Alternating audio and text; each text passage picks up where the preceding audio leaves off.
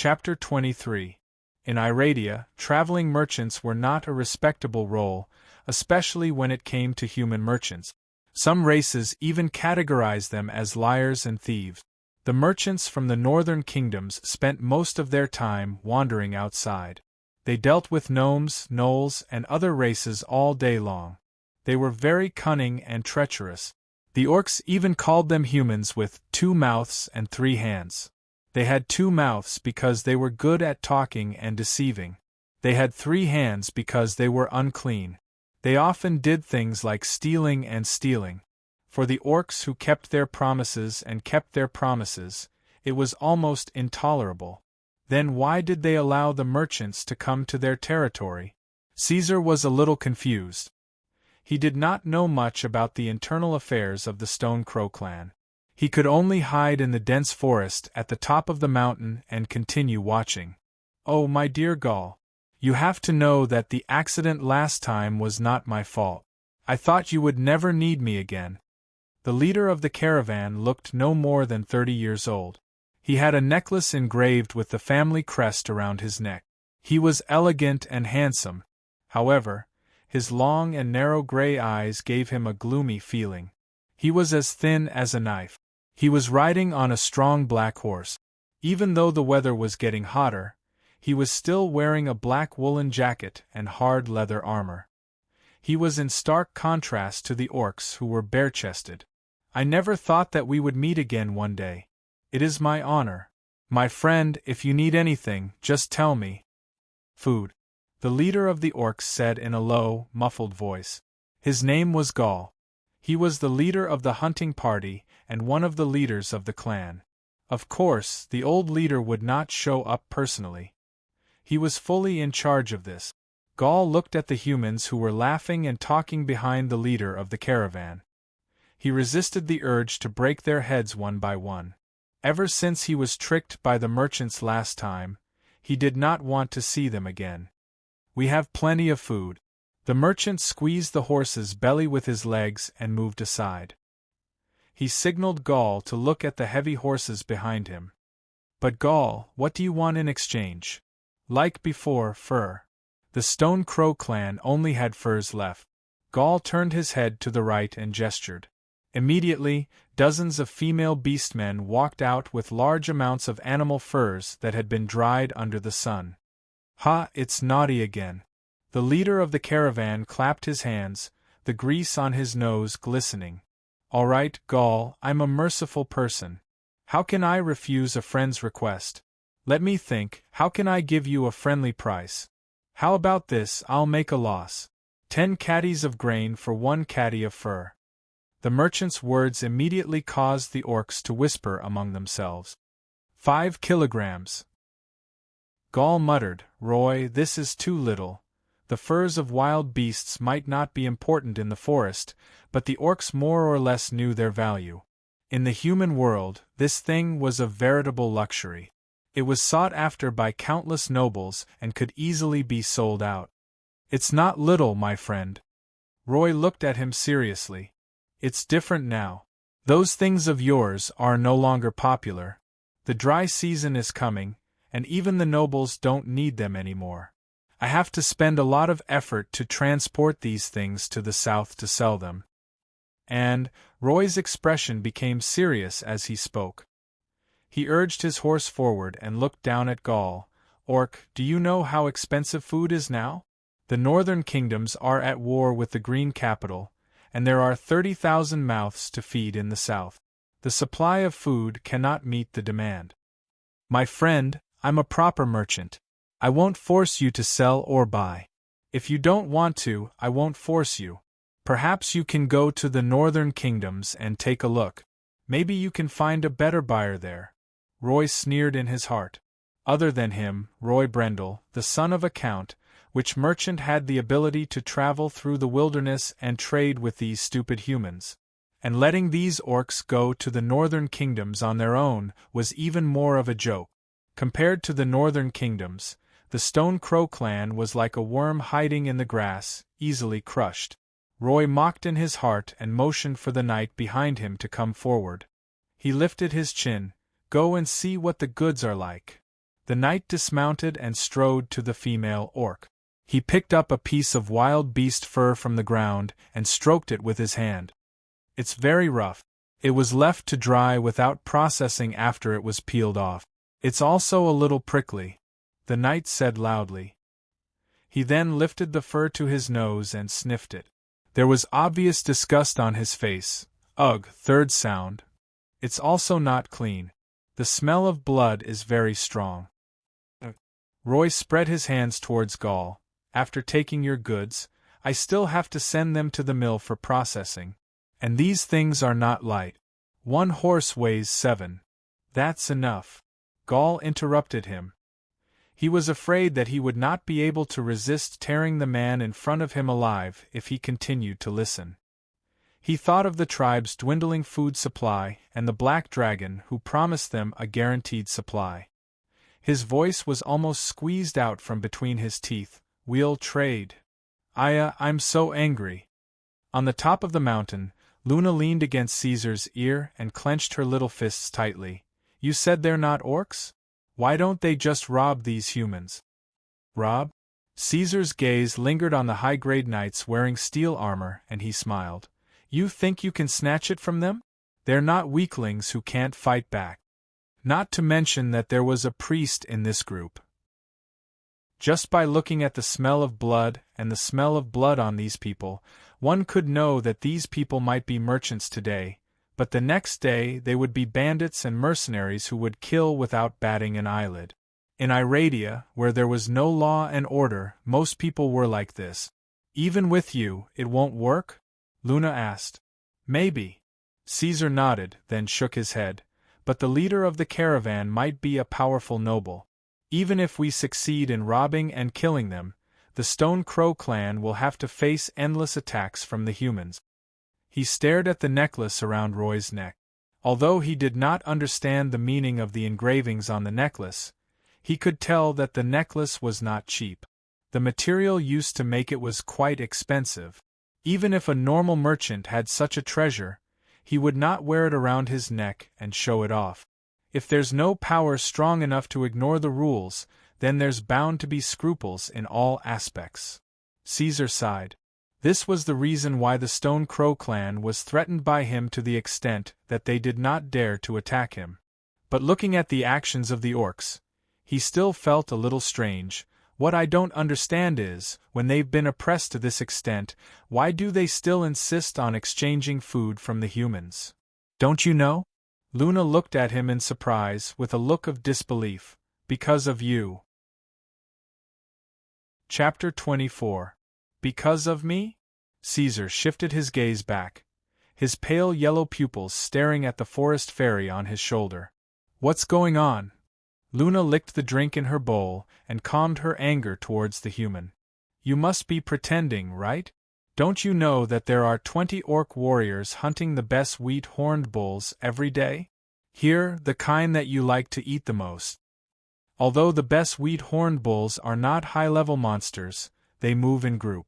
It's quite troublesome to catch them. The difficulty is almost the same as when you saw the orcs hunting the ferocious species. Why don't we try it ourselves next time? After saying that, Luna stuck out her tongue and wanted to lick the drink again. However, she realized that the cup in her hand was already empty. She flapped her wings and returned to the nest. While Caesar was not paying attention, she secretly scooped a big bowl of drink from the huge stone cup. I've made a profit, is that so? Caesar did not notice Luna's little action. He turned his gaze back to the Stone Crow clan's territory and stared at the orcs who were trading with the humans. Before this, Caesar's attention was mostly focused on observing the orcs hunting the ferocious species and asking the wizard Save about the principles of magic. He was more or less indifferent towards the orcs. He really did not know that his appetite would bring such a heavy burden to the tribe. However, even if he knew, he probably would not have changed his mind. After all, this was a trade with a price tag. If the orcs wanted to be protected by a true dragon in the future, they would need to invest enough resources now. Otherwise, where else could they find such a good deal? This was not a fairy tale. What really surprised Caesar was that the Stone Crow clan was already in such a difficult situation, but they still did not say a word. They did not even mention this to him, and tried to persuade him to control his appetite. Interesting, these guys. Caesar stared at the green-skinned orcs of the Stone Crow clan for a while. He only turned around and climbed back to the nest when the humans left after the trade was over. Most ordinary black dragon had very little experience in their infancy. They spent most of their time in slumber. As one of the most sleepy species in Iradia, this situation would only change when they reached their teenage years. In contrast, Caesar was much more active. He had undergone genetic modification and did not have any draconic inheritance to digest. It had been a long time since he fell into a deep sleep. But in recent days, Caesar realized that he was getting more and more tired and irritated. Through his body's various reactions, he quickly realized that he was about to enter his third long period of hibernation. This guy became very lazy. He did not even want to leave the nest to inform the old wizard. He only greeted the orcs who were in charge of delivering food after lunch. Then he dug out a huge rock from the bottom of the cave and completely blocked the entrance, leaving only a small gap for the forest fairies to pass through. After that, he quickly fell into a deep sleep. Little Luna was quite dissatisfied with Caesar's hibernation. Although every time a dragon hibernated, this guy would awaken his senses and bring her one step closer to regaining her freedom, Luna hated the lifeless cave, the lonely situation, and the thunderous snoring next to her. The nutrients that Caesar had accumulated over the past few days were now being put to good use. The sleeping black dragon's body began a new round of growth. He gradually grew to a length of almost 10 meters, his wingspan reaching an exaggerated 20 meters. At the end of his 4 limbs, the toughness and sharpness of his claws had increased by another level. Even a casual turn of his body in his sleep would scratch out trenches on the hard marl floor. The guy's head also began to grow bigger, more like a red dragon than a black dragon. The muscles on his cheeks also became more developed to increase the force of his bite. To protect Caesar's neck cavity from the outside, his chin also grew a little. But the change was not obvious, and was far from the extent of change that could be seen with the naked eye. At the same time, Caesar's fangs on the outside of his upper jaw became thicker, so much so that they protruded out of his mouth. Even with his mouth closed, it was very obvious from the outside. And inside his mouth, the fangs on his upper and lower jaw became thin and short. It was worth mentioning that this time, Caesar had grown 10 new fangs with serrated edges, densely distributed around his mouth with the other teeth. Time flew by quickly. During the period when Caesar was asleep, Luna, who had signed a contract with him, almost never went out except for occasionally picking some unnamed plants to boil water. She spent most of her time in the small house she built, and sometimes tidied up the nest when she was in a good mood. Dragons sleep for so long every time. Won't there be worms and grass growing on their bodies? On this day, Luna suddenly had an idea. She carefully approached the black dragon, who was huge to her. She needed to be careful because the spikes on Caesar's body were also very lethal. Every time he twisted his neck or turned his body, Luna had to quickly dodge. If she was pinned down by this big guy, she would not be able to break free with her current ability. When she got close to Caesar's body to take a look, a thick smell immediately drilled into Luna's nose. Ugh! The forest fairy made a gesture of nausea and complained, "It stinks!" The black dragon had been asleep for long enough this time. Its body was already covered in dust and congealed filth. She knew that this strange black dragon did not like filth, so Luna tilted her head and thought for a while. In the end, she flapped her wings and carefully cleaned it up. This took Luna a lot of effort. It should be known that the nearly 10-meter-tall black dragon was no less than a colossus to the tiny forest fairy. Fortunately, since she had nothing to do, Luna still felt a sense of accomplishment as she looked at the shiny scales. So after every rest, the little fellow would still chirp and work very hard as usual. But Caesar did not know any of this. He was sleeping soundly. While Caesar was asleep, the battle between the Green Dragon and the human adventurers had escalated into a war. After gaining the support of the northern countries, the main force challenging the Green Dragon had changed from adventurers to a real kingdom's army. And in this tug-of-war, the Green capital's jade had also spread far and wide due to its powerful strength.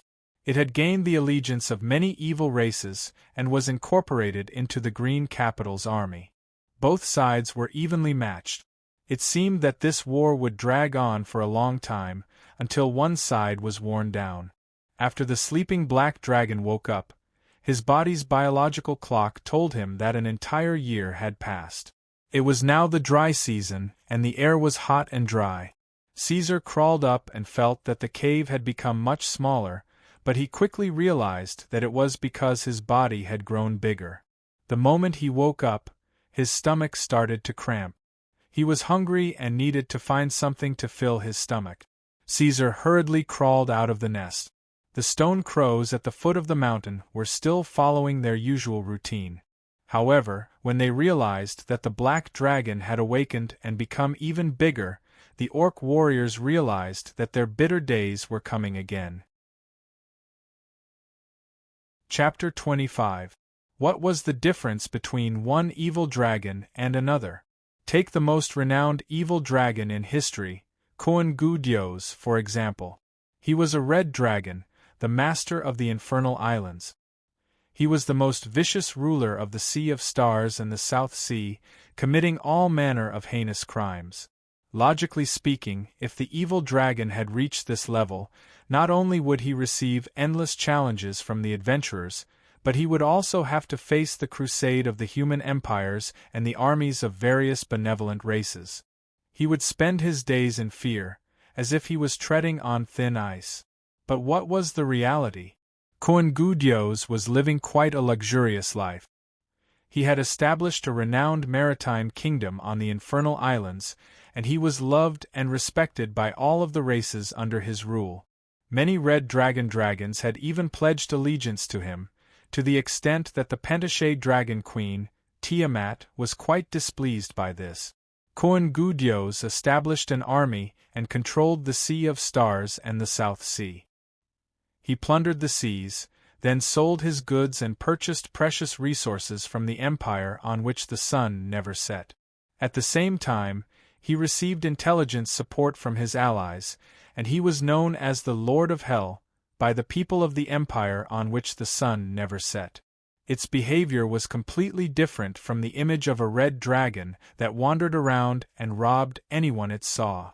Then, it ate until it was fat and drunk every day, waiting to be killed by adventurers. Caesar speculated that the Lord of the Infernal Islands would be able to receive intelligence reports as soon as the human or other races' ships set off from the dock. This information included information about the ship's route, berthing locations, berthing times, and so on and so on. Back then, this fellow only needed to stay in his lair and arrange for a number of troops to lie in ambush at designated locations to enjoy the fruits of his labor. This was what an evil dragon should be like.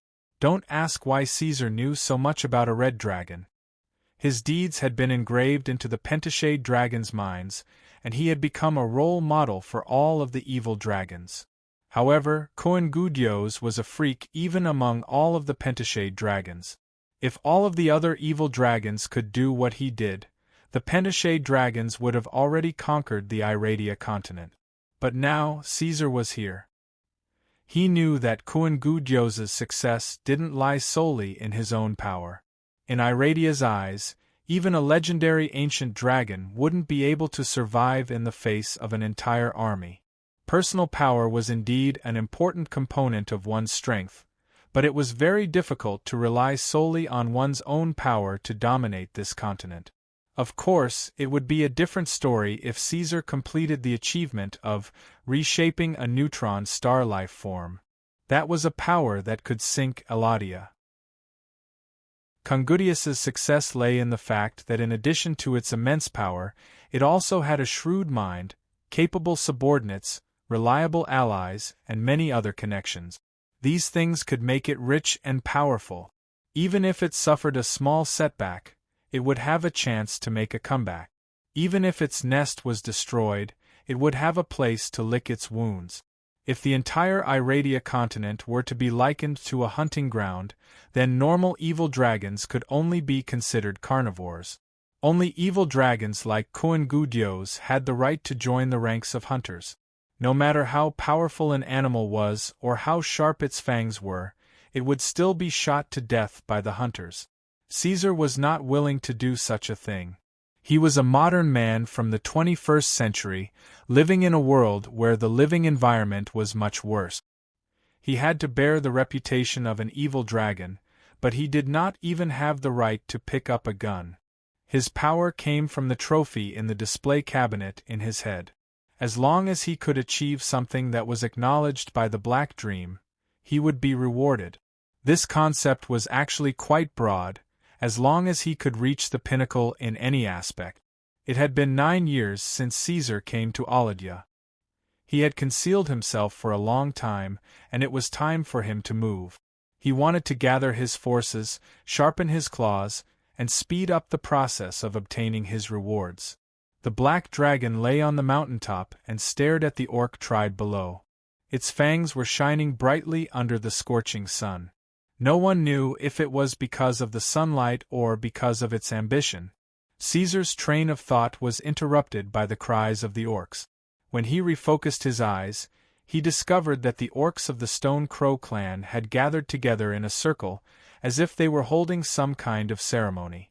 Under the scorching sun, the warriors were beating their tambourines while the women were dancing and creating a cacophony of noise. They were singing in the orc language, which Caesar couldn't understand. Caesar felt that something was amiss, and he flapped his wings as he flew down the mountain toward the orcs. This is an ancient battle song that was left behind by the orcs when they were defeated. They would only sing this song when they were in dire straits or on the brink of death. Luna introduced the song to him as she hid among the thorns. She could clearly sense the tragic atmosphere and reflexively shrank back a little. Caesar's arrival attracted the attention of the orcs, but they didn't have the time to care about the black dragon. They were in a sorrowful mood, and the warriors tried their best to restrain themselves, suppressing the low growls in their throats. His gaze followed the orcs to the center of the field, and he saw a strong orc lying on the ground. The orc's eyes were tightly shut, and he was sweating profusely. He looked like he was in pain. Caesar squinted his eyes a little. He actually knew this orc. His name was Olcash, and he was one of the members of the Stone Crow clan that captured the Bismarck horned bulls for him. At the same time, Olcash was also responsible for transporting the Bismarck horned bulls to the top of the mountain. He was one of the few orcs in the Stone Crow clan that Caesar recognized. "What's going on?" Caesar walked towards Save. The old leader also came and stood beside him. His face was as cold as the frozen earth in the south. It seemed like this wizard was as helpless as the others, and he was filled with deep sorrow. The old leader opened his mouth, and his voice was so hoarse that it made people's hearts palpitate. "We don't have any priests in our clan, so we can't dispel the Balrog's curse for him. We can only rely on Olcash to survive. I don't know what the Bismarck horned bulls went crazy today. They forced us to squat in the Tulu Basin for half a day. In the end, we had no choice but to go back through the foothills." Another orc who was also responsible for hunting the Bismarck horned bulls said, "On the way back, Olcash fell down." Tulu Basin. Caesar thought for a moment. He remembered that place. He had once brought the 2 little dragons there when they were migrating. Other than the narrow entrance, there didn't seem to be anything special about that place. However, because of the terrain, the Tulu Basin was quite hot. He still remembered how the 2 little dragons roared non-stop. What is the Balrog's curse? Caesar took a few steps back and quietly asked the forest fairy on his body. I guess it's the Balrog's curse. I'm not too sure myself." Luna poked her head out and whispered, This curse seems to only appear during the dry season in the north.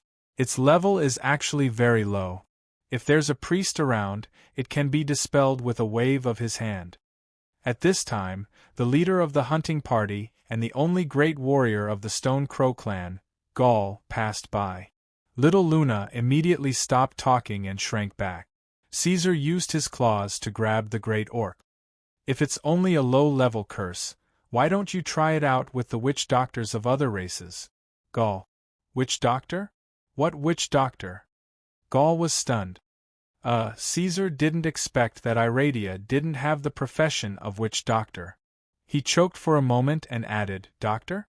Apothecary? Shaman? I don't know what you're talking about, Lord Ortoranzo. Gaul's expression turned ugly. He walked away and stopped talking to Black Dragon. He thought that Caesar was trying to humiliate the Stone Crow clan. How could he joke at such a critical moment? Were the lives of the orcs so worthless in the eyes of the dragons? You're really strange. I know what you're saying, but I don't know what you mean when you put them together. Seeing Gaul walk to the other side, Luna spoke again. Let's go back. There's no point in staying here. Only a priest can dispel the Balrog's curse. Other than being a priest, Iradia doesn't have any other profession. The skin on Black Dragon's forehead wrinkled.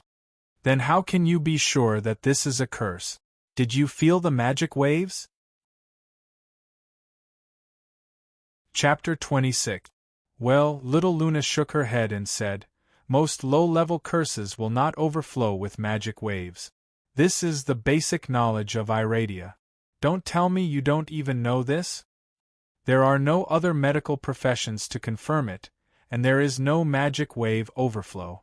How can you be sure that this is a curse? Caesar murmured in his heart. Then he looked at Orcash's condition for a while. The more he looked, the more he felt that something was wrong. Damn it, is it just a heatstroke? It must be noted that in a situation where a single dispel could remove most low-level negative statuses, no one would study the concept of disease. If there was a problem, they could just ask a priest. The more powerful the divinity, the better the effect. There was even a forbidden divinity like raise the dead. In front of an omnipotent priest, how could other medical professions survive? Heatstroke was not a serious problem in the world where Caesar came from, because the education level there was quite widespread, and everyone had the necessary knowledge of life. As early as the onset of the illness, they could realize the danger and deal with it immediately. But this was Iradia, a primitive and barren orc. How could they know these things? Even on Earth, heatstroke was quite a serious problem, and the mortality rate could be as high as 80%. Not to mention that the temperature in the dry season in the north was much higher than on Earth. These stupid guys actually put Orcash in an open space without any shelter. No matter how strong an orc's body was, he would not be able to survive. Although Caesar was not 100% sure whether Orcash was suffering from heatstroke, even if it was really the Balrog's curse, these orcs still could not do anything and could only watch Orcash die in pain. Caesar decided to give it a try. He was ready to build the Stone Crow clan into his base and use this group of orcs as his primitive force. Of course, he could not let a strong orc warrior die in front of him. Of course, he also had some dark plans. If he could successfully save this orc, Caesar would have a breakthrough with the Stone Crow clan, and the relationship between him and the orcs would not be purely based on interest. If he succeeded, the stubborn orc would never forget Caesar's kindness. Even if he failed, he would not lose anything. Time waits for no one. After making his decision, he quickly walked toward the crowd of beasts, using his tail to sweep away the beasts in front of him. He then used his large body to forcefully squeeze through the crowd. Ignoring the gazes of others, Caesar grabbed Orcash, who was lying on the ground. His right claw immediately gave him a sticky feeling. This orc was covered in sweat, and his body temperature was not low. This was very consistent with the symptoms of severe heatstroke. This gave Caesar more information about his own judgment. Orcash, damn it, what are you doing? Let him go. According to the ancient traditions of the Beastmen, if a warrior recognized by the clan died or was about to die, the Beastmen had to hold a farewell ceremony for him and sing an ancient song to witness his death. However, Caesar interrupted this ancient ritual. This caused great dissatisfaction among the Stone Crow clan. For a moment the crowd was furious. Even the usually calm old wizard raised his eyebrows and gripped his bone staff tightly. Caesar did not have enough time to take care of everything, but he knew that he had to explain to the Stone Crow clan. In the history of Iradia, many wars were caused by a ridiculous misunderstanding. "Maybe I can save him," Caesar whispered to Save. After that, without waiting for the crowd to react, he spread out his black wings. His thin cornea almost knocked down some of the orcs, and he brought Orcash back to his nest. "Orcash!" Gaul roared. He looked at the figure that was grabbed by Caesar and wanted to chase after him. "Let him try." Save stopped the reckless big warrior. "We can't do anything, but maybe the mysterious dragon has other ways." In the black dragon's nest, the temperature in the cave was much lower than outside. The reason was that there was a huge frozen rock in the corner. Caesar really knew how to enjoy life. He used frost breath to create a cooling rock. Even in the nest, he could still enjoy the pleasant cold air. Or Terenzo. It was rare for Luna to call out Caesar's real name when she was signing the oath. "Don't tell me you know divine magic? Otherwise, why did you bring this guy here? He's dying." "It's still early." Caesar put Orcash down. Although the orc's body was not as strong as the dragon's, it was still quite strong. If those idiots outside didn't throw Orcash under the hot sun, he would be able to hold on for a long time even if he couldn't survive. If it was a heatstroke, he would have to cool down first. But he couldn't use frost breath directly. Now the orc's body was quite weak. Caesar was afraid that if a layer of frost fell, the sudden change in temperature would directly kill the orc. Caesar thought for a moment and cut off a large piece of ice from the rock that was used for refrigeration. Then, he breathed out a flame. Although his control of his breath had not reached perfection, it was not far from it. He could achieve such a fine control. The broken ice melted under the heat of the fire and turned into liquid that flowed into the claws. Then Kathleen drenched Orcash. Sure enough, seeing the orc's painful expression relax, he was more and more sure that this was not a Balrog's curse. It was just a normal heatstroke. "Go and scoop some of that stuff we drank and feed it to him," Caesar ordered little Luna, and then used his tail to open Orcash's mouth. Sometimes it was troublesome to have sharp claws and teeth. They could easily tear apart fragile objects, such as the skin around the orc's face. So he could only use his tail to open the unconscious orc's mouth. Oh, oh. Although she did not understand what Caesar meant, Luna still obediently held a bigger bowl and scooped a bowl of her favorite drink from the stone pot. Caesar remembered that there was peppermint in the medicine used to treat heatstroke in his previous life. Although the peppermint in Iradia was quite different from the peppermint on Earth, the taste was still the same. Maybe it could have the same effect. Hopefully. Caesar helped Orcash up a little. Luna flapped her wings and flew above the orc's head. Then she hung in the air and poured the whole bowl of liquid grass into the orc's mouth. Cough, cough. Although he choked a lot, Caesar saw that most of the drink still went into the orc's throat. "Now let's pray to the gods." Caesar smiled and let go of Orcash. He lay down and put his neck flat on the ground, quietly observing the orc's changes. He did not have the habit of believing in God. He was just joking. However, Luna really closed her eyes, crossed her fingers in front of her chest, and murmured something. He did not know what she was praying for. Chapter 27. Perhaps it was because of his orc physique. The medicine's effect was too good, or maybe it was because of Luna's prayer, but Orcash recovered very quickly. Not long after he woke up, he could walk on the ground. Other than feeling weak and a little dizzy, there were basically no major problems. This was simply a miracle to the orcs. Since the beginning of the Stone Crow clan, they had been struggling in this wilderness. In the orcs' memories, countless orcs had lost their lives to the Balrog's curse. Only warriors with incomparably strong wills could survive.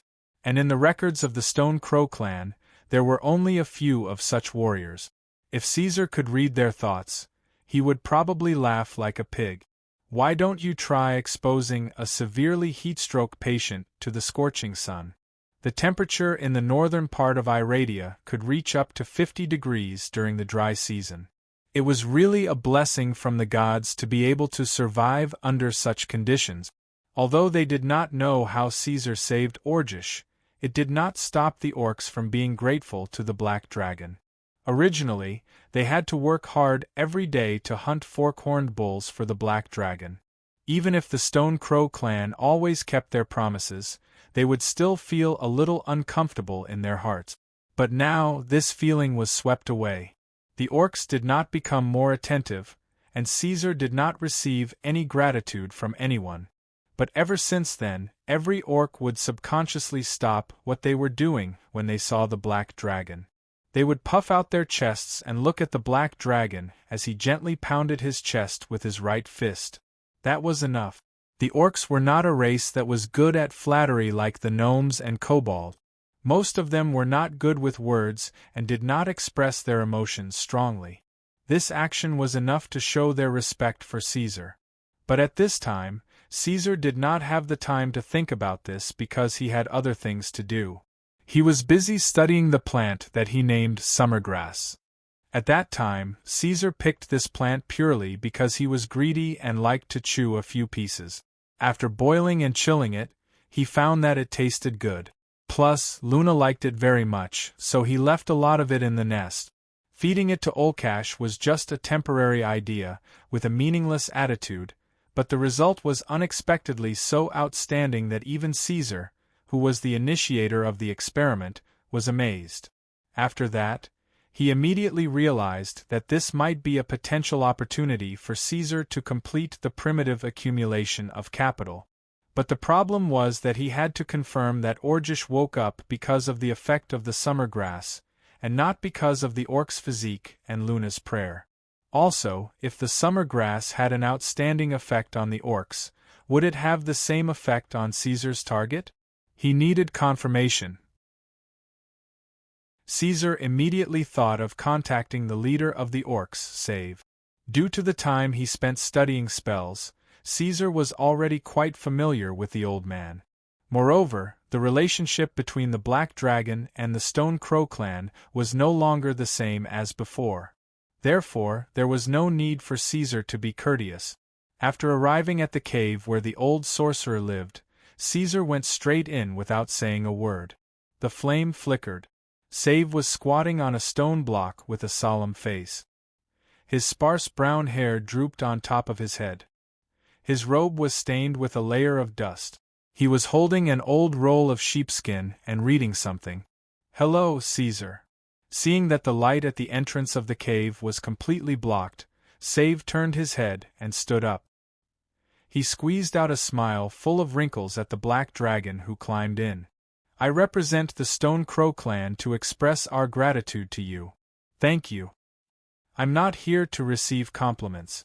Caesar lowered his head and looked at the old orc who was slightly hunched. Under Save's inquisitive gaze, he said in a low voice, "The Stone Crow clan's fate should not be like this." In fact, the orcs reproduced very quickly. However, the Stone Crow clan was never able to reach a large scale. The reason was that they were too poor. Their limited food could not support the growth of more orc children. Without an endless supply of warriors, they could not increase their numbers and plunder more resources. This was obviously a vicious cycle. However, the Stone Crow clan seemed to be unable to walk out of it. Caesar knew that there might be other reasons for the Stone Crow clan's predicament. However, the crux of the problem was the lack of resources. Resources were not only limited to food. They also included weapons, water, territory, population, and many other aspects. In the wilderness, every problem could drag the Stone Crow clan into a quagmire. It was like a huge mountain pressing down on them. Caesar could see that the old man's save was different from other orcs. He was more flexible and more intelligent than ordinary orcs. He might have thought of leading the Stone Crow clan to rise up. However, what could Save do with these orcs? It was nothing more than plundering like their ancestors. However, in the vast wilderness, although the orcs had eyes, they were no different from blind people. Without the support of intelligence, their efficiency was very low. Apart from that, these orcs must have encountered some kind of robbery. However, their loot could only be stored in their own territory and wait to rot. They had no way to exchange for the resources they needed. They also had to face the extermination of the human army. The situation was too small. Save was already the limit of this old wizard to keep the Stone Crow clan from being annexed by other forces. Caesar thought. Without waiting for the wizard to speak, he threw a plant that looked like weeds in front of Save. "What's this?" The old wizard's wrinkles deepened. He had seen this type of grass before. However, just like what Luna said, in Iradia, no one would spend time and effort to study plants that could not fill their stomachs and were not dangerous. Therefore, even if he had seen this type of plant before, he could not guess what Caesar wanted to do with it. "Boil this thing into water. It can remove the Balrog's curse," Caesar said. He did not want to waste time explaining the disease to Save. He chose to tell the orc leader in a way that the wizards could understand. "Impossible," the old wizard denied as expected. He refused to believe the black dragon's words. "Curses can only be removed by magic. I've never heard of using plants to remove curses. No one has ever tried it either." Caesar then added, "Otherwise, how do you think Orcash survived? Did he rely on himself? The Stone Crow clan is really blessed by the god." The old orc was silent for a moment.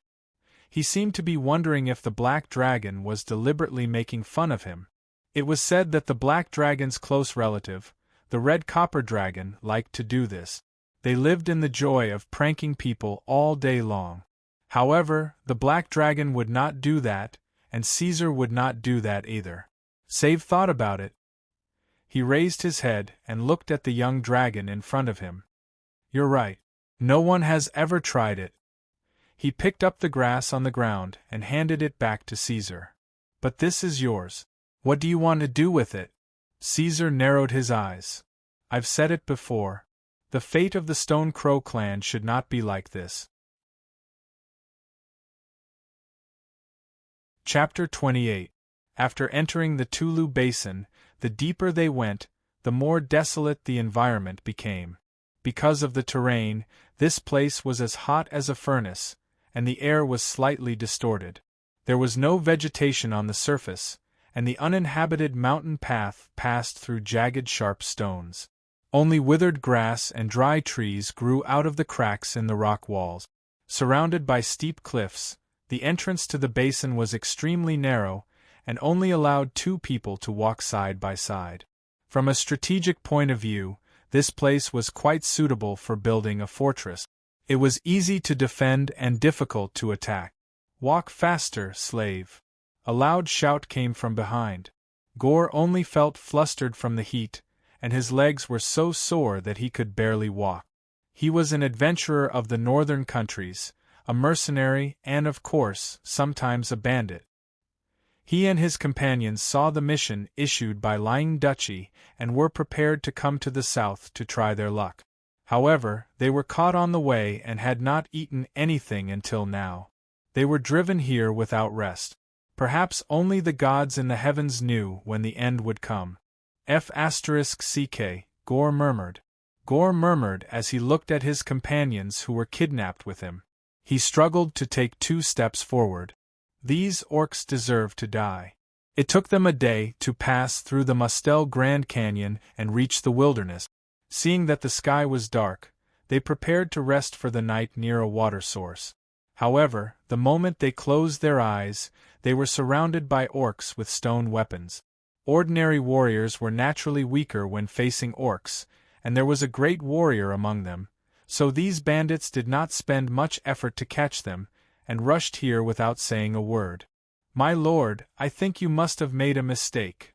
Gore turned his head and forced a smile, thinking that it must be ugly in the eyes of his companions.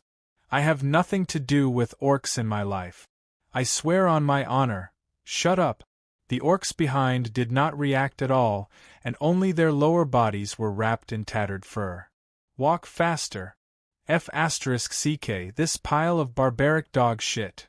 Gore cursed in his heart. He raised his voice, trying to hide the trembling in his voice. "We are the people of Duke Pelisy Leon of the northern countries, and we are under the protection of Lying Duchy." Orcs were also an intelligent race. Perhaps the name of the northern countries would make them afraid, but this was the only way. Trying to break out of the encirclement was tantamount to digging one's own grave. The pitiful orcs who could no longer speak told Gore what would happen if he resisted. Bang! He was kicked to the ground by an orc, and then pulled up by his hair. "Go!" Gore stopped talking. These orcs were exactly as the old mercenaries had said. They were as smelly and hard as stones in a latrine pit. They would only say those few words. Perhaps only the gods knew where they were taking him. However, as his emotions stabilized, Gore also felt at ease. Since the orcs did not kill everyone on the spot and rob them of their belongings, it meant that they definitely had other motive. Perhaps they just wanted to kidnap them to exchange for a sum of money. Most orcs liked to do that. Fortunately, he had a few friends in Lying Duchy who should be able to afford the ransom. But Gore was not sure if he could hold on until then. The damn weather was getting hotter and hotter, so much so that he was drenched in sweat and even felt dizzy. Just as Gore was begging the gods for salvation, the orcs had also reached their destination. They did not rush them forward, but stood where they were, waiting silently. What do they want to do? Gore looked back at the orcs standing still. The sun made the muscles on their chests and shoulders shine.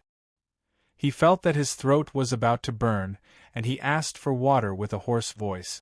"Sir, please." A strong wind blew, and a shadow covered him. The whistling wind made Gore feel cool, and the shadow that blocked the sunlight was precious. He looked back, wanting to see what gave the pitiful orcs a trace of pity in their desperation. Then Gore fell into deep shock. It was a terrifying beast that was completely black. There were 4 sharp horns on its head, and its fangs protruded out of its mouth. Its body was covered with jagged thorns that had a metallic texture. Its huge wings gradually folded in Gore's sight, and its thick and powerful tail drooped behind it. It was staring at the mercenaries who were pressed to the ground by the orcs, and its vertical yellow jade-like pupils sent chills down their spines. "This is a dragon?" Gore was dumbfounded. It did not look much different from the black dragon, but where did such a strong black dragon come from? It was even more powerful than the red dragon. He found that his companions were as shocked as he was. There was such a huge and strange black dragon in the wilderness, and no one knew about it. There was no news about this dragon in the northern countries. Did those adventurers and army scouts grow up eating shit? A bunch of trash. Gore first cursed in his heart, then immediately became restless. No wonder these orcs wanted to bring them here. Could it be that they wanted to feed them to the black dragon? Just as Gore was thinking about how he could escape, he heard the black dragon speak. "Humans? Where did you catch them?" "The border area. They are all mercenaries." "Very good." The black dragon spoke with the orc who was escorting them. The conversation was very short, ending with no more than 20 words. Gore saw the black dragon nod and walk to the side. "Wait, that's it? What did these evil races want?" Gore did not understand. He looked at the silent black dragon and wanted to beg for mercy, but he could not speak. He wanted to shout, but his voice was suppressed in his throat. After that, the black dragon and the orcs did not do anything. They just looked at them quietly, watching and waiting. The silent fear kept eroding Gore's rationality, making him want to die immediately. As time passed, the sun became brighter and brighter, and the temperature rose. The bright sunlight was so blinding that he could not open his eyes. Gore felt his whole body aching. He was sweating, and his light armor was very sticky. He started to see double. After some time, Gore felt like he had returned to the northern countries. He saw the huge statue in the center of the capital of Lion Duchy, and the nobles' carriages speeding past him. Enough. He could vaguely hear the black dragon's commanding voice. Try that. Try what? Gore felt someone pinch his mouth and force it open. The hard stone bowl hurt his teeth, and the next moment, a sweet liquid was poured into his throat. Was it water? His withered body was moisturized again, and his organs seemed to have been replenished. 15 minutes later, Gore woke up from the illusion, and the thirst was not so strong. His eyes found focus again, and he found a few orcs standing beside him. His kidnapped companions were kneeling with him. Gore subconsciously licked his lip. He did not know if it was an illusion, but the orcs gave him honey in the middle of summer. It was cool with a faint sweetness, and it was very memorable. It's useful. He heard the black dragon say, "That's enough. Get rid of them." Before Gore could express his gratitude, he heard the last voice in his life. Chapter 29. If they wanted to develop, they could rely on their strong reproductive ability to replenish their population.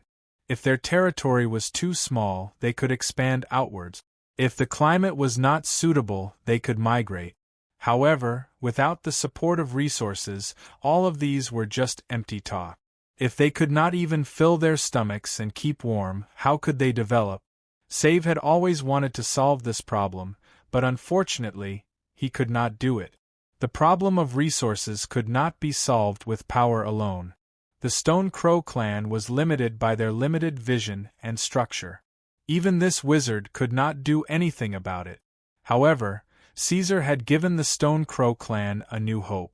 There were huge benefits hidden in the summer grass. It was hard to imagine what kind of uproar this plant, which could dispel the so-called Balrog's curse, would cause if it was released to the outside world. Moreover, the taste of the summer grass was very good. Even if it was only sold as a new drink in Iradia, it would still be a success. Caesar already had a complete plan in his mind. However, before he could implement it, he still needed to make some arrangements. Once this plant, which overturned Iradia's knowledge, was released to the public, it would easily attract the attention of those who wanted to study it. Iradia's territory was vast and there were many species.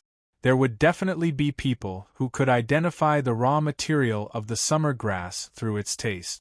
When that time came, the Stone Crow clan's interests would be greatly damaged. Therefore, the summer grass needed to be packaged and various fruits and spices added to change its taste. It was also because of this that the humans were killed. They had tasted the original version of the summer grass. Once the news of this was leaked, the Stone Crow clan's previous efforts would be in vain. Caesar would not allow such a thing to happen. In fact, if Luna had not confirmed that there was no magic flowing through the roots and leaves of the summer grass, Caesar would have suspected that it was a magic plant. This was because the summer grass was very effective. Even after a large amount of dilution, its effect would not be affected. This was not in line with his knowledge of medicine in his previous life. Caesar realized that while he was changing the minds of the orcs, Iradia was also changing him. Let's not talk about that for now. However, even if they diluted and adjusted the packaging, it would only prolong the time that the summer grass was discovered. Once the benefits of this thing were so great that it could not be ignored, the mages would definitely take action and use spells to analyze its original structure to find the true element that could dispel the Balrog's curse. That was enough. Caesar did not intend to live off the summer grass for the rest of his life. He only wanted to earn a quick sum of money, complete the primitive accumulation of capital, and open up some channels. The orcs were a little slow, but they were still able to complete simple tasks like picking wild fruit. 4 days later, the 10 barrels of summer grass that had been tested were all sealed in boxes. Speaking of which, the most difficult part of their job was actually making these wooden barrels. For these clumsy fellows, making wooden barrels was a really delicate job. In the end, they had no choice but to force the old wizard Save to do it. Luna laughed while holding her stomach. Now that everything was ready, it was time to do business. Logically speaking, with Count Roy's status as the second son, how could he be reduced to a lowly merchant from the north? The Brendel family would not allow him to do so no matter what. But in fact, this was Roy's own idea, and it was supported by Count Brendel. When he was young, Roy used to be proud of the Brendel family's name, and thought that his father was the most amazing man in all of Iradia. Count Brendel had a vast territory called Kaki. He ruled over tens of thousands of people, built spell towers in his castle, and formed an army. This allowed Kaki's military power to reach its peak, and he could summon the wind and summon the rain. But as he grew older, Roy found that even the great and outstanding man in his heart had to bow and scrape in front of Duke Lionheart. He could not sleep at night because of a careless glance or word from Lionheart, and this made Roy feel ashamed from the bottom of his heart. What made him even angrier was that their army, the soldiers that his father was responsible for, shouted "For the glory of the Lion Kingdom," and "For the Duke," when they went to the battlefield, while the knights who grew up in Kaki swore their oaths and called out Duke Lionheart's name. Roy refused to accept it. His brother was the first in line to inherit Count Brendel's throne, and he was usually careful and conservative. It could be said that he was an old nobleman who was cautious and low-key. Roy could not bear to see his brother like this, and his head was filled with bold ideas and ambitions. However, they were still brothers who had grown up together under the Count's wings. Roy naturally would not do anything out of line to his elder brother. He did not want to get his hands on his elder brother's things. He plunged headfirst into the monster Grand Canyon and the wilderness beyond. In fact, the merchant's business was just a cover to deceive others. All these years, Roy had been traversing the wilderness, and what he was really doing was slowly subduing the countless races in the wilderness. Regardless of whether they were evil or good, humanoid or beast-like, Roy said that he would not reject them. As long as they could form an effective fighting force, they would be his target. The Brendel family's power and wealth gave him enough support, and allowed Roy to have enough strength to travel in the wilderness, and allowed Roy to have enough money to buy over one clan after another. "My lord, are you really going to take a detour there to take a look? I'm afraid that this will delay our journey a lot." His trusted aide behind him urged his horse to catch up and whispered in his ear. "Delay our journey? Ha, if it's possible, I would rather never go to that place filled with poisonous gas." Roy took off his gloves and touched the cold pendant on his neck. The temperature in the wilderness was so high that it could drive people crazy. After that last time, the Stone Crow clan can no longer hold on. If I squeeze them dry 2 more times, these beastmen will be kneeling on the ground and begging for my help. Compared to that damned green dragon, my lord! Hearing Roy mention the green dragon, his trusted aide could not help but tremble. He subconsciously looked back at the caravan that was still following behind them. "They don't know, don't worry." Roy patted the loyal aide's shoulder and comforted him. "These fat pigs won't have a chance to speak. The people from the Green Capital will take over Midway." The aide nodded, but there was no harm in being careful. They were taking on a dangerous task, and if they gave themselves away, everyone would be in trouble. Even Count Brendel's head would be separated from his body. Who would have thought that the great noble of the Lying Duchy in the north, Count Brendel, was secretly supporting the Green Dragon, using the Kaki territory's power to provide resources and information to the Green Dragon Sylvia. The aide could not help but sweat every time he thought about it. "But you're right," he heard Roy say. "Let these fat pigs be captured by the devils. They're too slow, and we can't afford to waste too much time." Go call Anrian and bring half of the cavalry with me. We'll go take a look at the Stone Crow clan first. Roy cursed a few more times before he spurred his horse forward and galloped along the narrow and rugged path. Behind him, there was the sound of an aide issuing orders. The cavalry quickly chased after them. Chapter 30. You said you found a gold mine? Roy asked hesitantly. Although the orcs were not good at lying, he still had doubts about their words. When the northern countries were at their peak, they had spent a large sum of money to invite a golden dragon to patrol this area. Dragons were not only the authority in appraising treasures, but also masters in prospecting for minerals. Back then, the golden dragon had determined that the soil in this area was extremely barren and had no development value. The kind golden dragon had no reason to lie and could not deceive the northern countries. How could the orcs find a gold mine in this area? Where is it? Roy asked, his eyes full of scrutiny. How did you find the gold mine, and why did you think of informing me? That thing is useless to us. The one who spoke was Orgash. This guy shook his head and said in a righteous voice, Give the orcs food, and the orcs will take you to find the gold. A few stupid pigs. Roy cursed in his heart, but in his heart, he believed Orgash a little. The orcs did not seem to be lying, maybe they could really give him a surprise. So Roy smiled and said, Okay, I promise you, my friend. My caravan is behind, and when they arrive, someone will naturally give you the food. Now, take me to see what you found. Orgash tilted his body and looked past Roy, as if searching for traces of the caravan, but his eyes seemed to inadvertently sweep past the priest Anrian who was riding on the horse. The orc withdrew his gaze and then refused. No, food first, then gold. I say, buddy. Roy was so angry that he laughed and looked up and down at the ugly green-skinned creature. We are already old friends, shouldn't friends trust each other? I have never lied to you. Yes. Unexpectedly, Orgash answered very seriously and interrupted him. The words of humans cannot be trusted.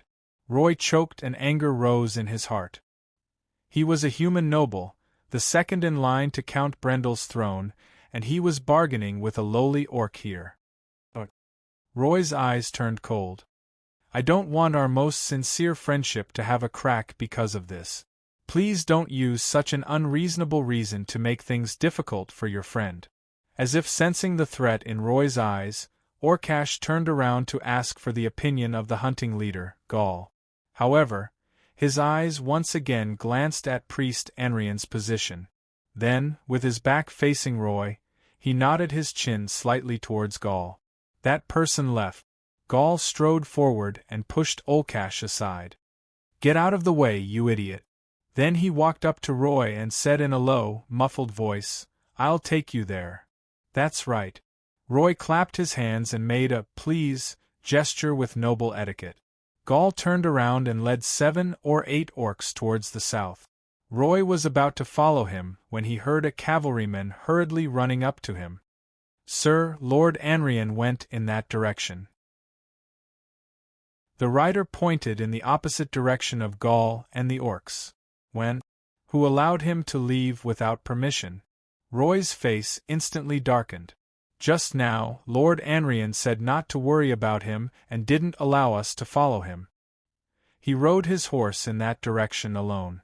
Looking at Roy's sour expression, the cavalryman bowed and reported carefully. This guy is getting more and more unruly. Roy cursed. Anrian was Count Brendel's adopted son, a brother who grew up with him. Although there was no possibility of him being bribed to leak the secret, it still made him unhappy.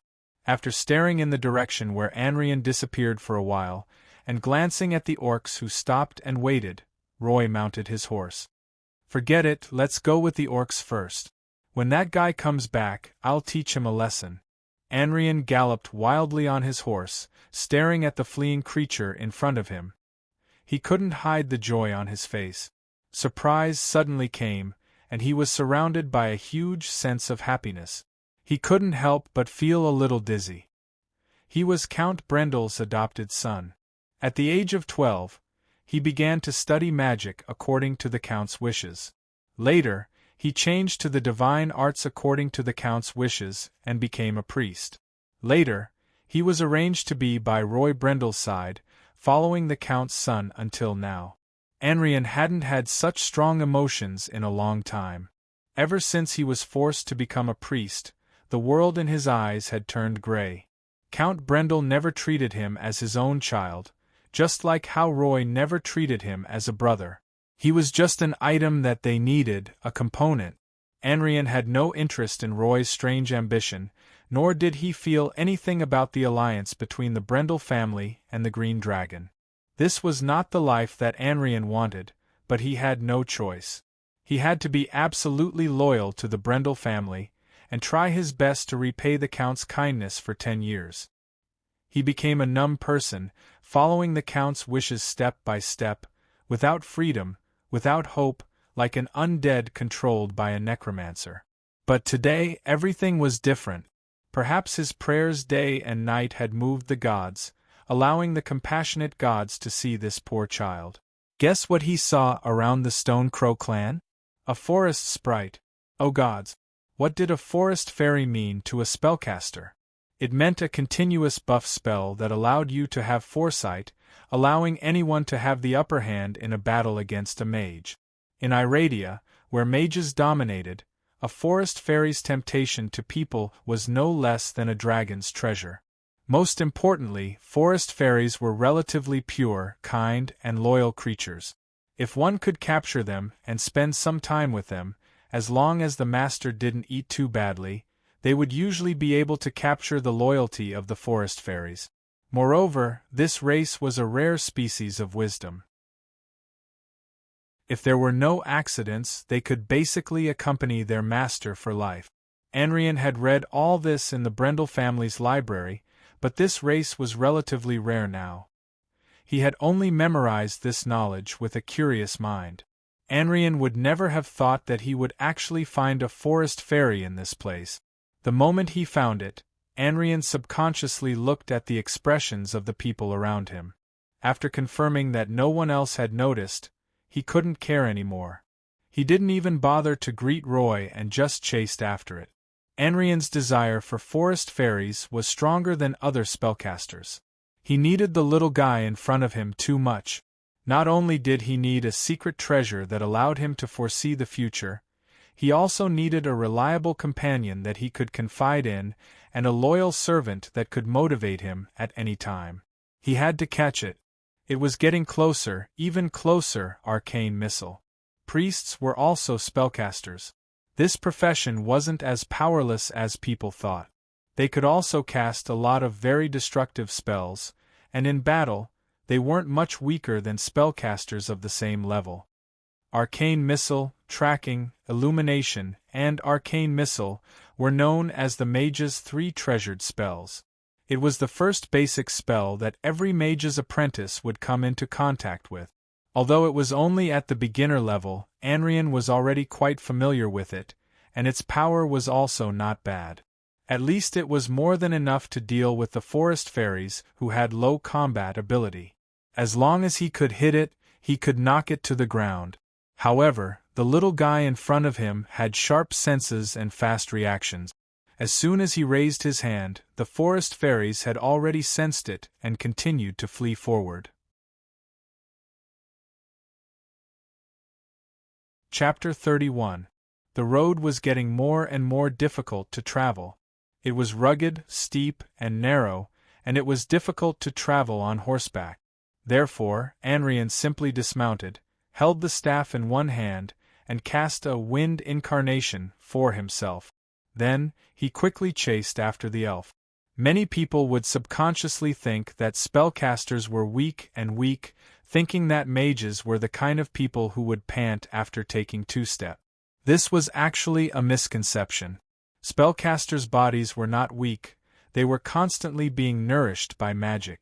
In this case, even if they did not reach the level of a warrior, they were still much better than ordinary people. So Anrian's running speed was not slow, and with the buff spell, he was even faster than the forest fairy. The distance between the two was gradually closing. Please slow down, child. I am a priest blessed by God. I will never hurt you. Anrian chased while calling out in Iradia's common language to ensure that the other party could understand. The forest fairy in front turned its head to look at him, its little face a bit uneasy and nervous, but in the end it said nothing and quickly turned back to continue running. This fleeting turn of its head allowed Anrian to see its face clearly. It was a female forest fairy. It should be known that the market value of a female forest fairy was 10 times that of a male. They were as adorable as pocket-sized angels, and the moment they appeared, they would be fought over by the nobles. They would then be hidden away and kept in captivity like canaries. Anrian was glad that he did not inform the other riders and chased out alone. Once Roy and Brendel knew that he had a female forest fairy in his hands, he was afraid that he would have to hand it over no matter what. There was no way he could keep it. At the same time, looking at the nimble and beautiful little fellow in front of him, Anrian could not help but secretly feel a hint of joy. The distance closed again. Child, as a child of the forest, you shouldn't stay in this barbaric wasteland. Come with me, I'll take you to the civilized world. I'm sure the people there will like you very much. Although he was a bit out of breath from running for a long time, Anrian resisted the urge to call out again. He had made up his mind that today, even if he had to chase to Monster in the south or the Green Capital in the north, he would catch this little fellow in his hands. Arcane Missile. Anrian cast another spell, wanting to seal off the forest fairy's escape route. He indeed had the ability to cast a spell with even greater destructive power, but he had to be careful and didn't dare to do so. If he accidentally killed the fragile forest fairy, then Anrian would definitely regret it. The losses outweighed the gains.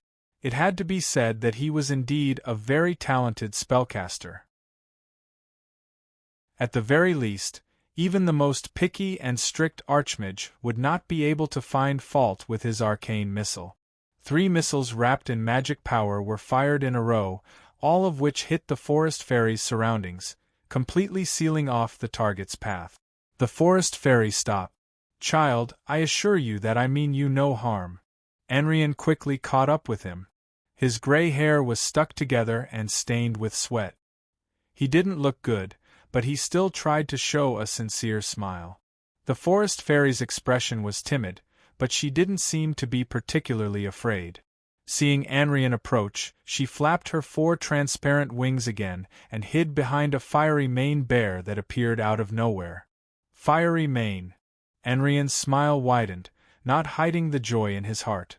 Child, you must know that in this dangerous wilderness, fiery mane can hardly provide you with enough protection.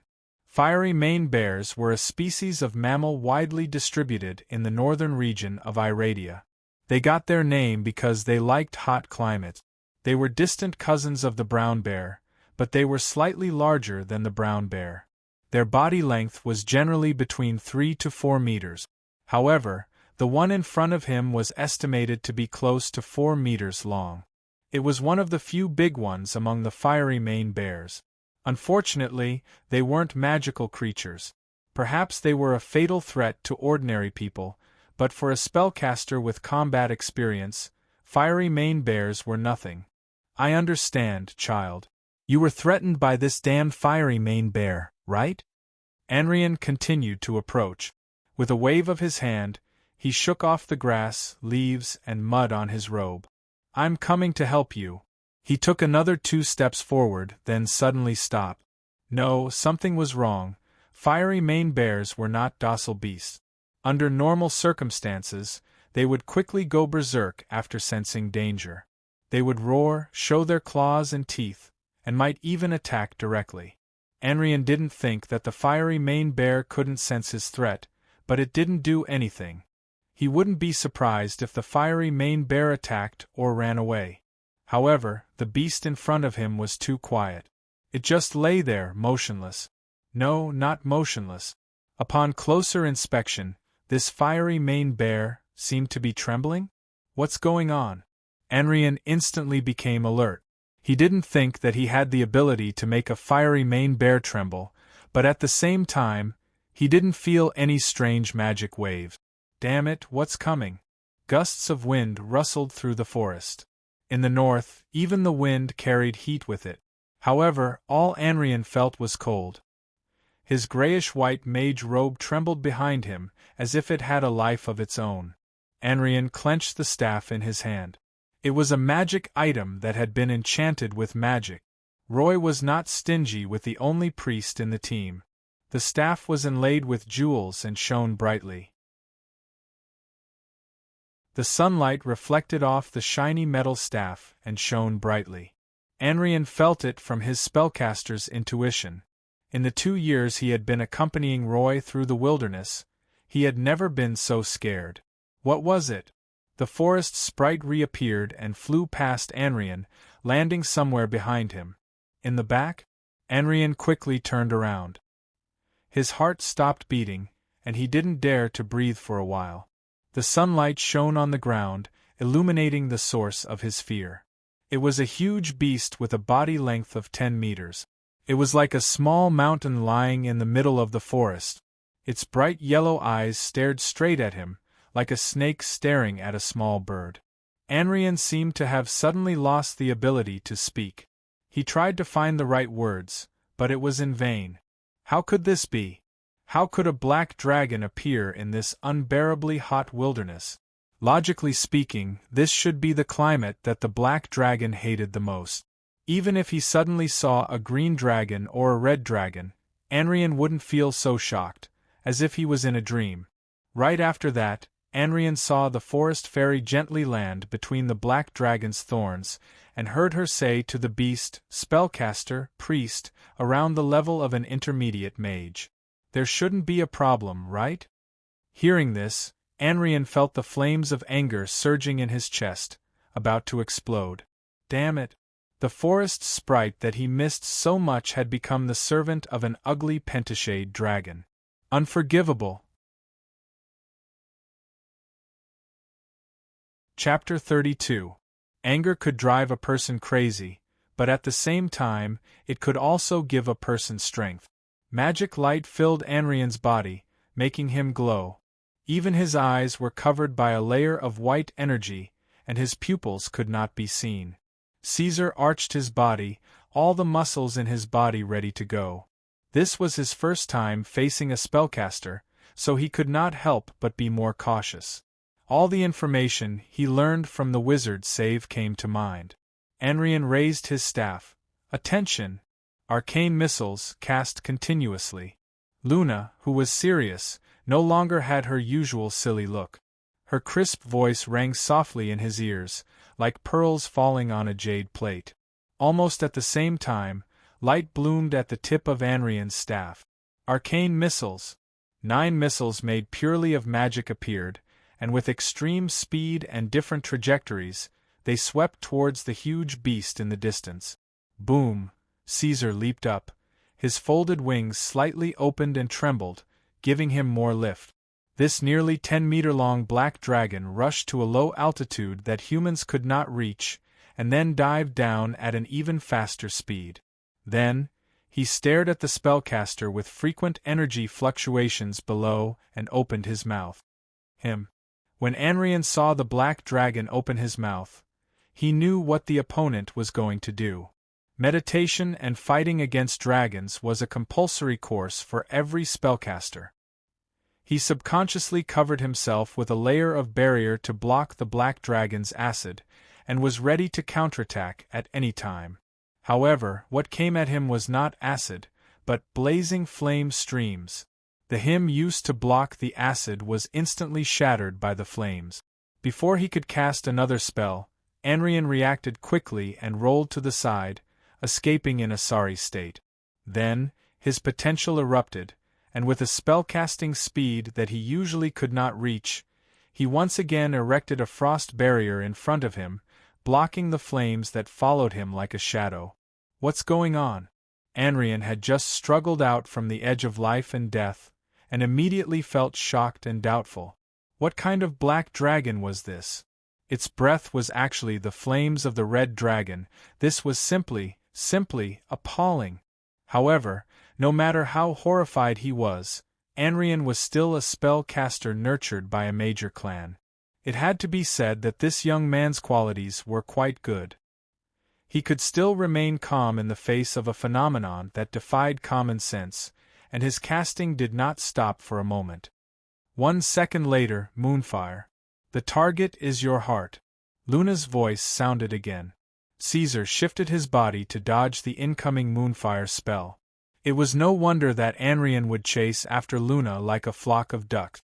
To them, the forest fairy was practically a mage killer. With such an abnormal support, dealing with a mage caster would be a piece of cake. Damn it!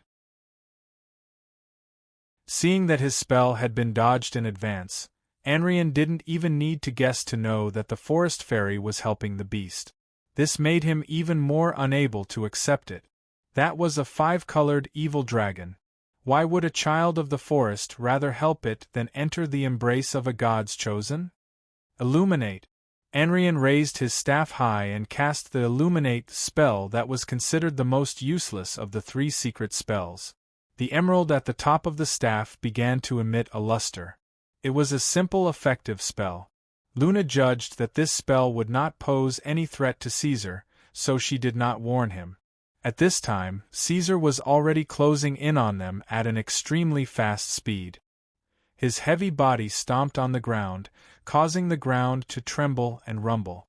The trees in front of him were all pushed down, trying to kill him on the ground.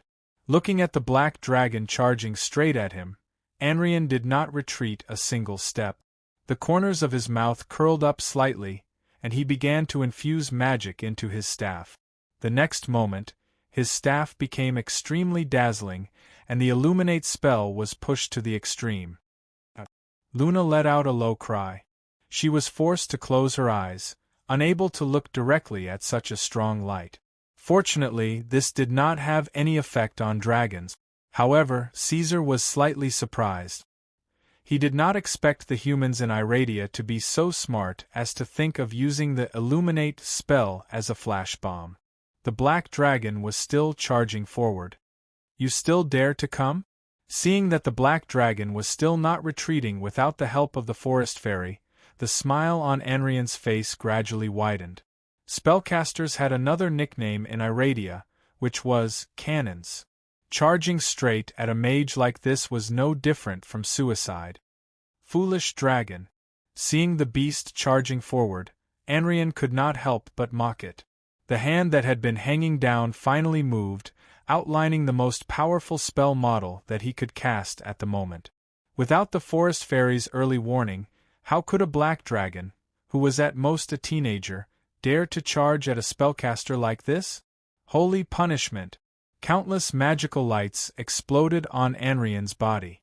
This was one of the few offensive spells that a priest could cast. Its power was quite astonishing, almost comparable to a mage's fireball spell. The lights quickly converged into a sphere, and then whistled out.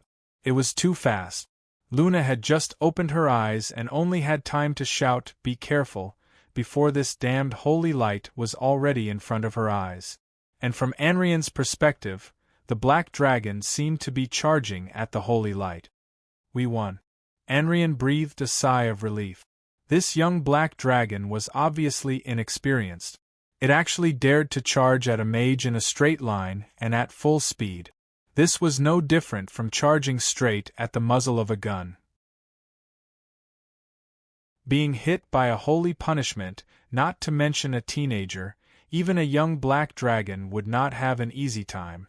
Seeing the approaching holy light, Luna subconsciously tilted her head and closed her eyes, not daring to continue watching. Anrian, on the other hand, did not even blink, preparing to witness the scene of the ugly dragon being seriously injured and dying. He was going to be disappointed. At the moment when the holy light was about to reach him, Caesar displayed an attribute of agility that was unheard of. Under his control, his powerful muscles resisted inertia with unparalleled strength, and in an instant, he changed direction and moved to the left, brushing past the dangerous holy light. How is this possible? One could not imagine how shocking the scene and the visual effect of a huge creature more than 10 meters long doing such a move was. Anrian was not a farmer from the countryside. He had seen dragons, and even dragons more powerful than Caesar. But there was absolutely no dragon that could do such a thing. No, not only dragons but also any species of Iradia. This subverted Anrian's inherent understanding, and made his brain go into a long-term stupor. What's going on today? Everything is different. The forest fairies, the black dragon, am I dreaming? Caesar had already rushed in front of him, but Anrian gave up resisting. He was almost hysterical, his eyes empty as he muttered to himself, "No, this is impossible." However, the black dragon didn't have the mind to care about what the priest was thinking. A breath of frost descended upon the priest's body, freezing his dazed expression into a beautiful statue. He actually dodged it. Luna, who was still in shock, patted her chest, then quickly jumped up and ran around Caesar's head. "Amazing, Caesar. Tell me how you did it just now. Even I was shocked." Caesar shook his head and did not answer her. This was the first time he fought with a mage, and there were many mistakes that needed to be learned. Looking at the black dragon's appearance, Luna did not say anything. She already understood Caesar's character quite well. Although they could joke around and make fun of each other, when he was serious it was best not to disturb him. 5 minutes later, Caesar finally came back to his senses. He stepped on the statue on the ground and turned it into ice shards. Then, he spat out flames to burn the area and destroy the corpse. Only then did he spread his wings. "Let's go. The orcs should be almost done."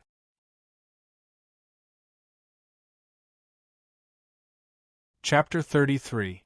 Roy did not expect that the beastmen would bring him to the Duru Basin. "There's a gold mine in this damned place." He stared at the steep cliff at the entrance of the basin. Even though he knew that the beastmen would never lie, he could not help but have a strong suspicion in his heart. Suspicion made people cautious. Roy raised his hand and held the pendant engraved with his family's emblem on his neck, looking around from time to time. "We're here." The muscular orc suddenly stopped in his tracks, causing the knight behind him to stumble. "It's here," the orc said in a low, muffled voice. Gaul pointed to a corner of the Duru Basin. It was a man-made mine, and the entrance was wide. Dust and particles filled the air, and it was obvious that it had been dug not long ago. It was pitch black, and Brendel did not know how deep it went or what was inside. "Let's go."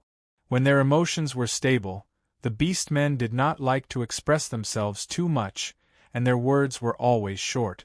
Gaul only said 2 words and took the lead to walk inside. Roy did not enter the mine immediately due to his cautious nature. Instead, he casually assigned 2 knights to follow the beastmen in to investigate, while he waited outside for news. The knights obeyed and waited for about 10 minutes before they crawled out of the long, dark tunnel with sweat on their faces. "What's inside?" Roy asked when he saw that the beastmen were safe. The knight wiped off the sweat on his forehead and nodded.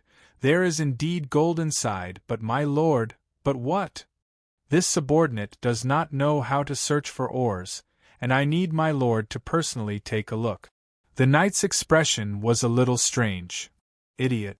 Roy scolded, but he still chose to move.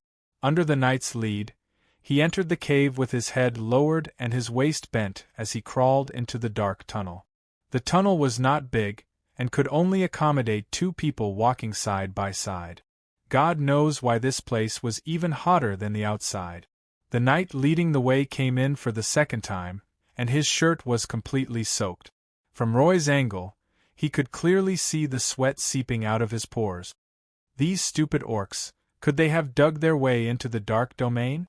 Roy could not help but have this thought as he walked through the dark tunnel. Everyone knew that there were many spatial nodes in Iradia. Through the hidden nodes, one could connect to an underground space. That space was filled with savage and ferocious creatures.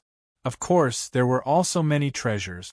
The people on the surface called it the Underdark. However, Roy quickly denied this idea. It was impossible for Night to enter the Underdark without knowing. Night was his confidant. If there was really danger, he would never let him come down. The tunnel was very dark, and time passed as he fumbled around. About 2 minutes later, they arrived at an open area that had been excavated. Roy heard his attendant say, "We're here, my lord." Roy Brendel looked around. This damned place was so dark that he could barely see anything. The only source of light was the fluorescent red soil around him, and the visibility was less than 2 centimeters. Anrin, that idiot. At this time, he could not help but think of the only priest in the group. Before he could curse again, Roy heard a rustling sound. A green-skinned hand poked in front of him. "Here, human gold." Roy saw that the hand was holding a handful of rocks, and there were a few granular golden objects in it.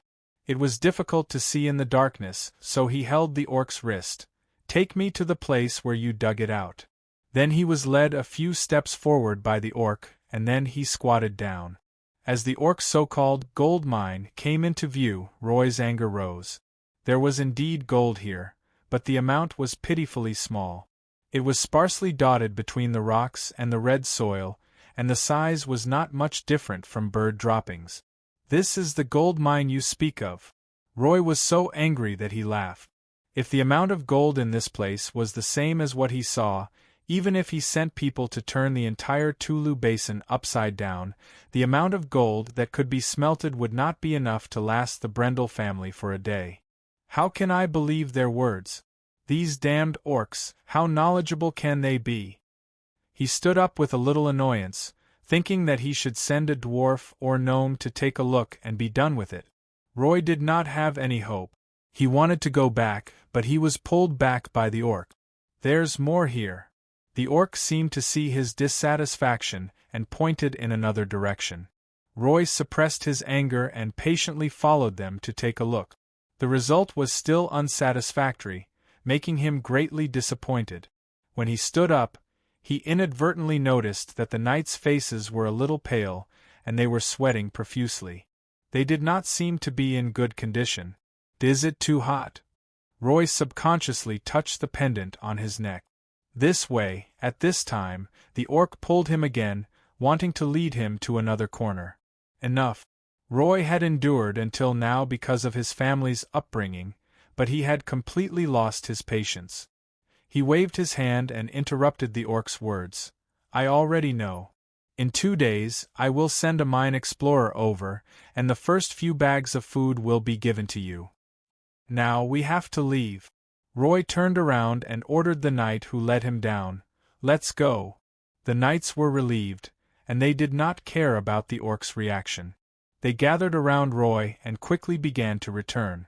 In the darkness that they did not notice, the orcs were still standing in the same place, looking at each other with their red pupils.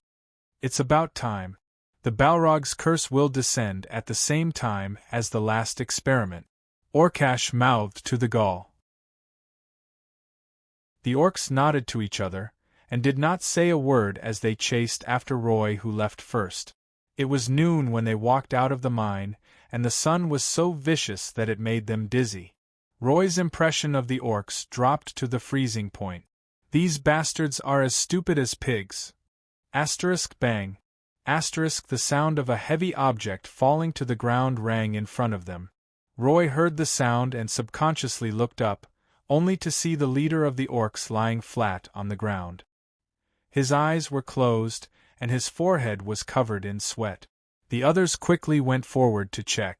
One of them knelt down and wiped the sweat off the orc's face. They were all experienced warriors, and quickly knew what the problem was. He looked up and said in a low voice, "It's the Balrog's curse, my lord." "The Balrog's curse." Roy gritted his teeth and repeated. He was very familiar with this thing. In the northern countries, many poor people were easily killed by this curse. Every year during the dry season, the priests in the churches were so busy that they could not stop. At this time, he noticed that the other orcs' faces were also pale, and sweat kept dripping down. This was a sign that the Balrog's curse was about to invade. That damn bastard, where did he go? Roy cursed Anrian 10,000 times in his heart. My lord, you have to leave this. Not long after, another orc fell unconscious. At the same time, a few orcs with green skin walked out of the cave. After the second, the third, the fourth. Not long after, all the orcs that Roy brought with him lost their strength and fell unconscious on the ground. Roy leaned against the wall and slowly sat down, as if he was also affected by the curse and lost his ability to move.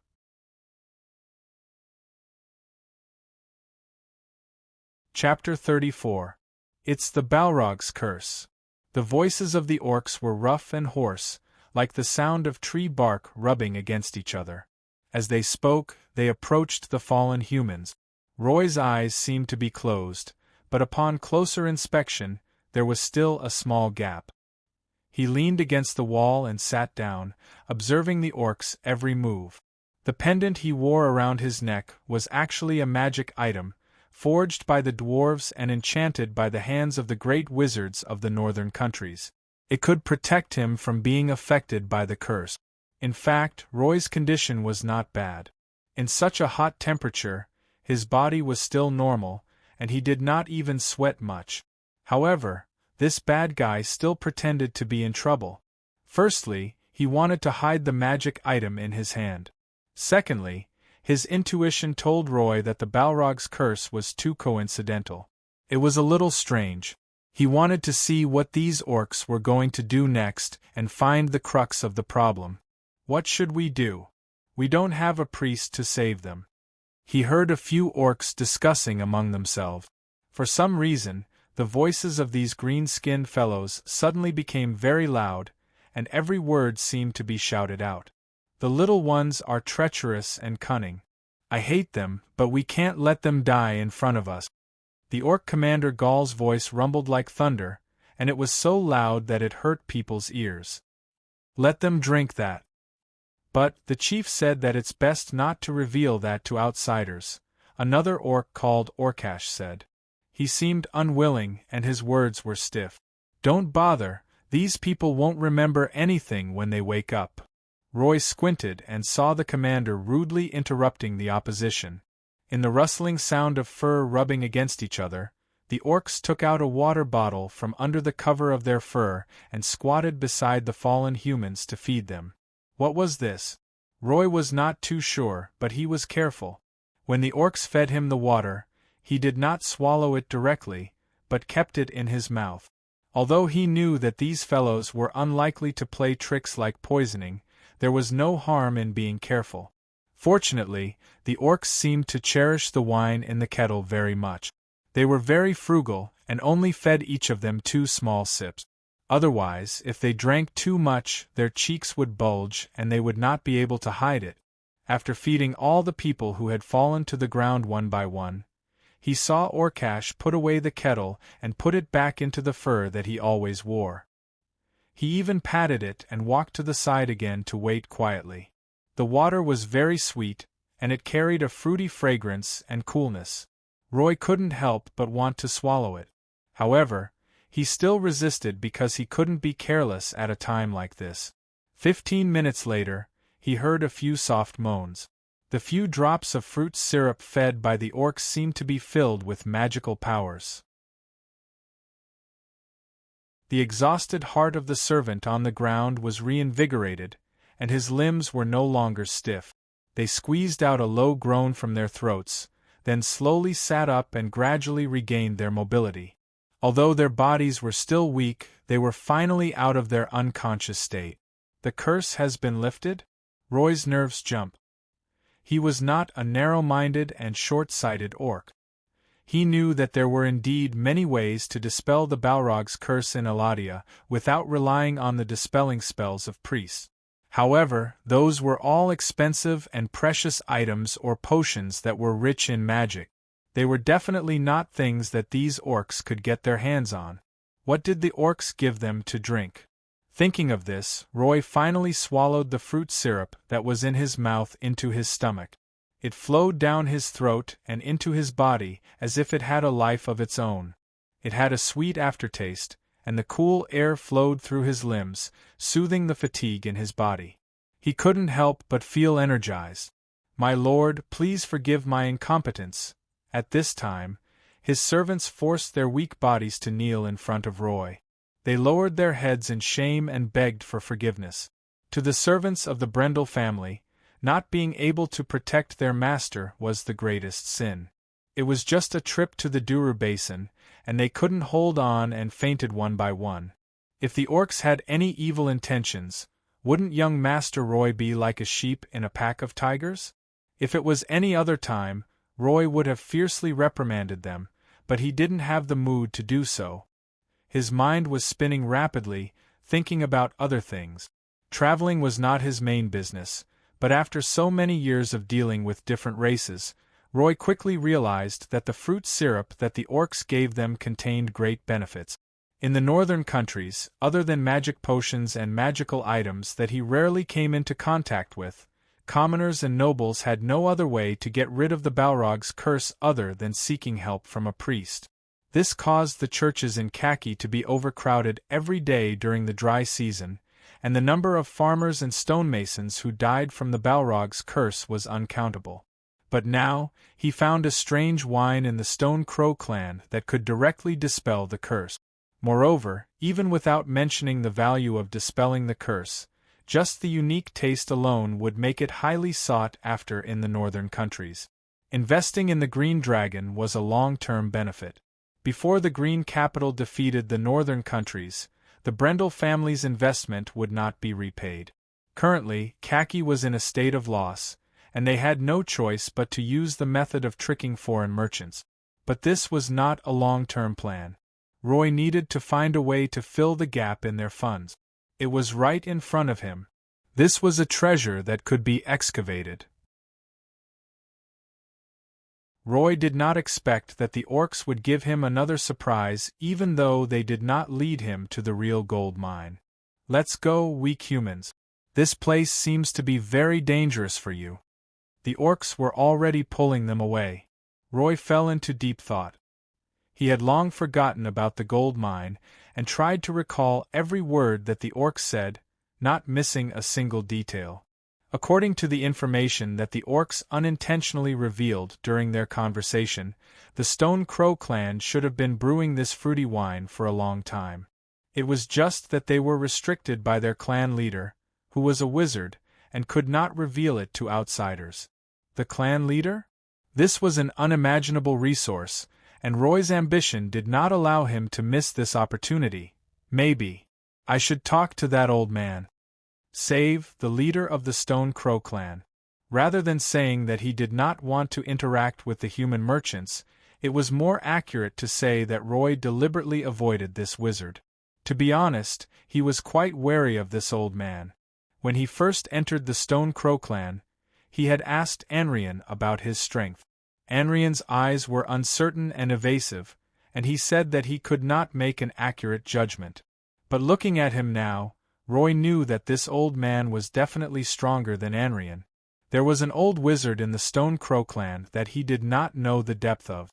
This was the real reason why Roy did not dare to do anything to this small tribe. If it was not for this old man, he would have used force to subdue this group of stupid orcs. If he wanted to negotiate with this old man, Roy had to think carefully.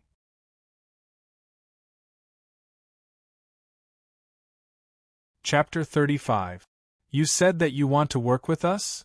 Save looked at Roy Brendel, the leader of the merchant group who had dealt with the Stone Crow clan many times. He tapped his bone staff lightly with his long fingernails. You want to sell our fruit on behalf of the Stone Crow clan? As he spoke, he turned his gaze to Gaul, Orcash, and the others. Under the old leader's scrutinizing gaze, the orcs lowered their heads and looked at their chests, as if they had revealed the clan's greatest secret. Please forgive me for being presumptuous, Elder. Roy bowed slightly. He had never spoken to the true leader of the Stone Crow clan face to face. Facing a spellcaster who might be an archmage, anyone should maintain their respect. You can't blame them. Your warriors are just too honest and did not want to see us tortured by the curse. He explained to the orcs who went to the Douro basin with him, hoping to gain their favor.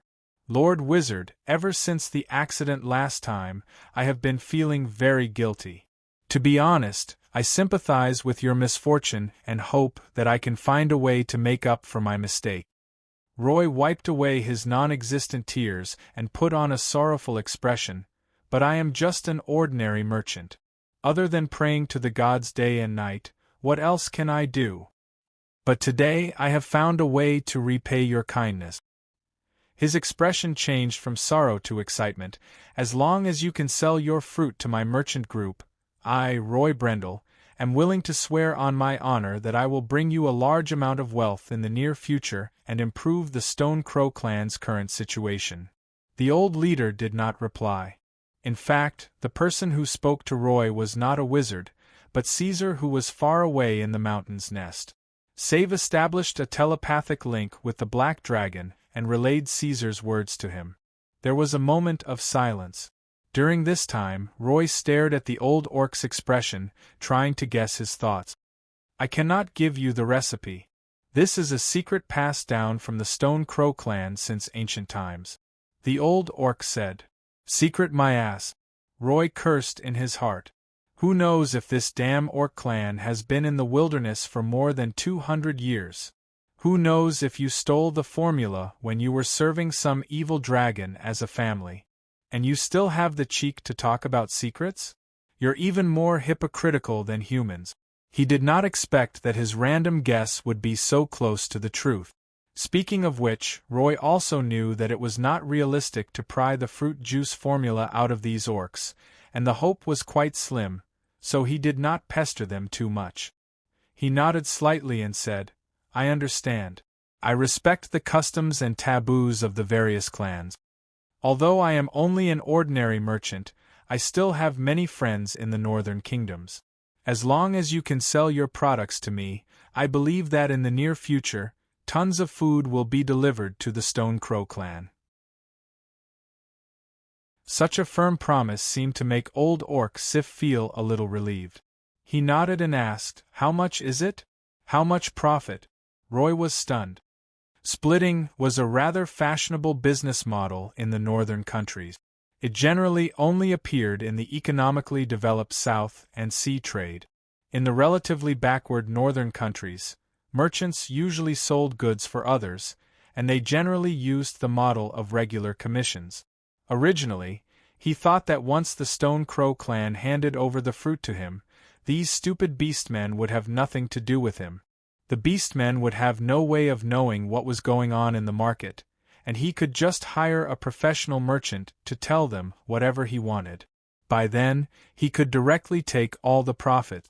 These dirty and stupid orcs were only fit to follow behind him and drink some soup. But he did not expect that the orcs, who were ignorant, would say the word profit-sharing. This old orc's wisdom and firmness were beyond his imagination. It caused his originally clear thoughts to be messed up, and he had to reconsider his plan. Roy fell into a short silence. However, he was still one of the heirs of a big clan. He quickly sorted out his thoughts. There is one thing that cannot be denied. The fruit is indeed brewed by the orcs. Soon, Roy had a plan in his mind. He said tentatively, But please allow me to remind you that the transportation of the goods and the sales to the northern countries are all handled by me. Moreover, it is not easy to build a business channel from scratch. So, I hope that the profit will be divided into 3 parts. The Stone Crow clan will take 3 parts. Do you agree? He finished his sentence in one breath. There were many obscure words that the orcs could not understand. His purpose was to confuse the old wizard and make him agree to his conditions. Unexpectedly, the old wizard did not care about what he said. He immediately shook his head and refused. No, the Stone Crow clan will take 70%. How is that possible? Roy seemed to be shocked. His face was full of shock. My friend, please understand. I am only a merchant. It is not easy to sell foreign goods to the northern countries. The city guards and nobles are all vampires. I need at least 60%. 70% of the Stone Crow clan and 30% of the humans. The old orc was not moved. He insisted that he would not change his mind. If you do not agree, you can cancel this cooperation. This showed the effect of Caesar's previous plan. If the Stone Crow clan took the initiative to ask the humans to sell the summer grass, they would definitely be suppressed. No matter how profitable the summer grass was, they would be exploited until only a layer of skin was left. In the end, he planned to let the caravan, coincidentally, discover the fruit juice brewed by the orcs. The orcs could not resist the temptation and took the initiative to ask for the Stone Crow clan's help. The humans were naturally at a disadvantage in negotiations.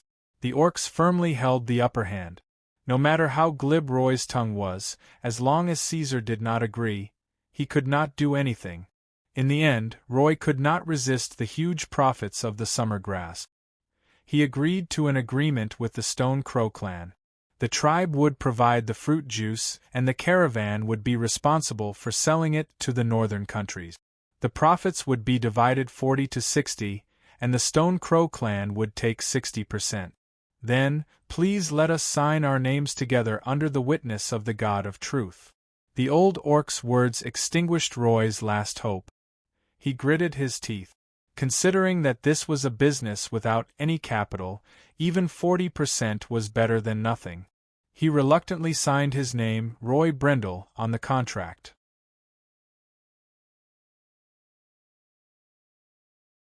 Chapter 36.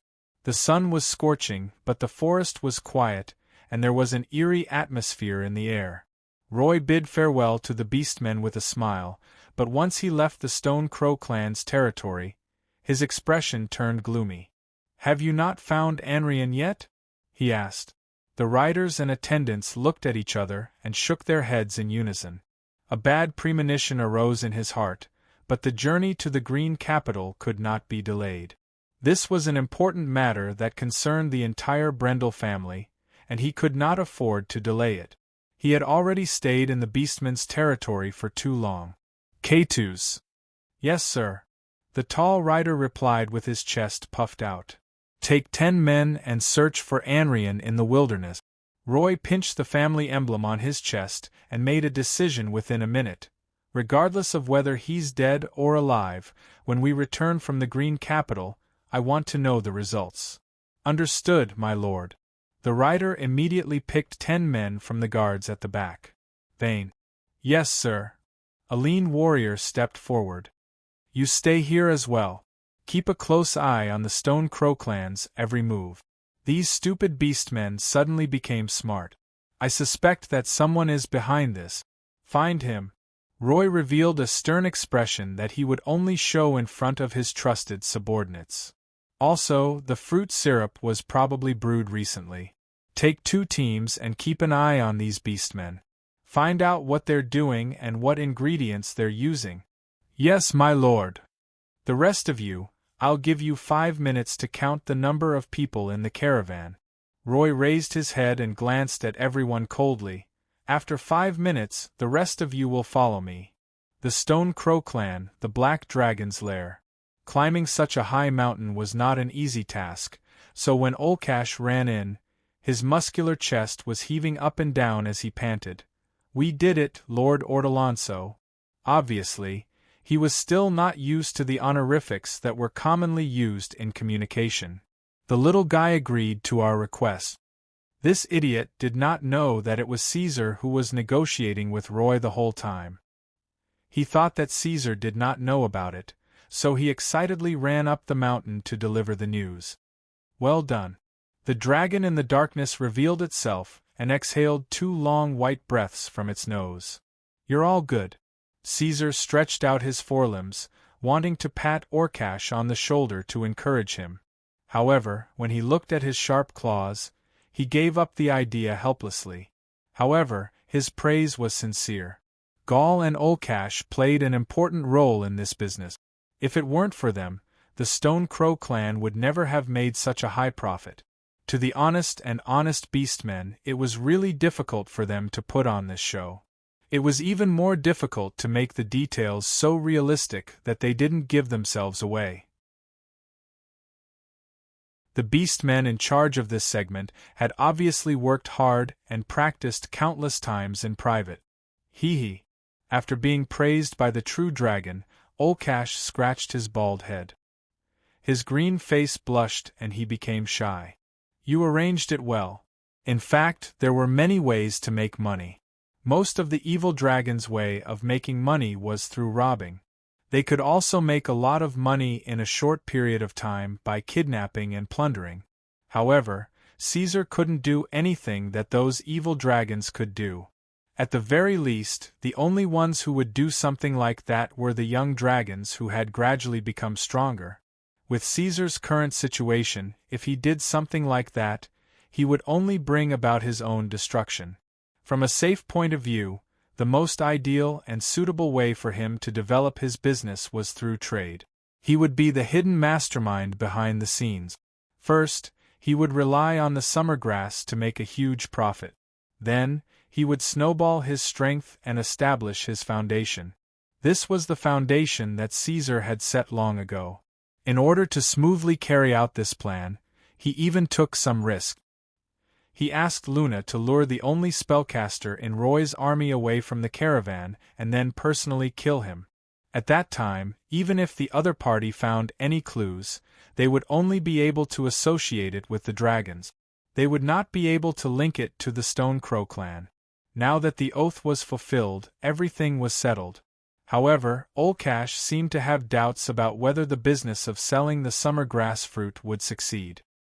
He asked carefully, Lord Caesar, if we use that kind of grass and some fruits to brew something and sell it to the northern countries, will those little people really buy it? Before Caesar could answer his question, little Luna flew out from the thorns on the black dragon's neck. She knocked on Olcash's head and said unhappily, Those little people you are talking about, their lives are 100 times better than yours. How can they not want something so delicious? The existence of the forest fairies was no longer a secret in the Stone Crow clan. Caesar did not want to hide it. He had already regarded these green-skinned creatures as his own people. He was very clear that the orcs would never betray him. Moreover, to the Stone Crow clan, the existence of the 5-colored black dragon was the biggest secret. Even if Luna was the child of the forest, she was nothing compared to a true dragon. There is one more thing. Caesar did not care about the little guy. He smiled gently at Olcash. The reason why he was deliberately gentle was because his voice was changing. His voice was developing in the direction of hoarseness and cruelty. Even if he said a few words normally, he would involuntarily show a fierce and ferocious feeling, just like his birth mother Nessitoria. So in order to not cause any misunderstandings, he had to restrain himself. You came at the right time. I need you to tell Save that if possible, he should cultivate the summer grass as soon as possible. The old wizard's spiritual link could not be maintained for such a long time. When he signed the oath with Roy, it was already broken. Caesar still had some things to say after that. I think once this drink is released in the northern countries, there will be people who want to know where it comes from. Many greedy people will rush into the wilderness and investigate your every move.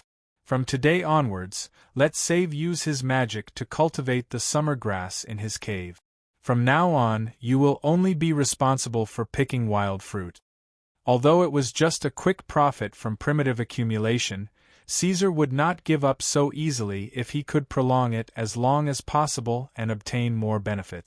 Understood. Olcash nodded and responded subconsciously. After a while, Caesar saw that the orc was still standing there. He asked in confusion, Is there anything else? Olcash scratched his head again and sat down cross-legged. Good thing the leader asked me to bring this. He mumbled and took out a piece of parchment from the fur around his lower body. He looked at Caesar seriously. Sir, I don't know how to write. Please. He could not remember such a long paragraph.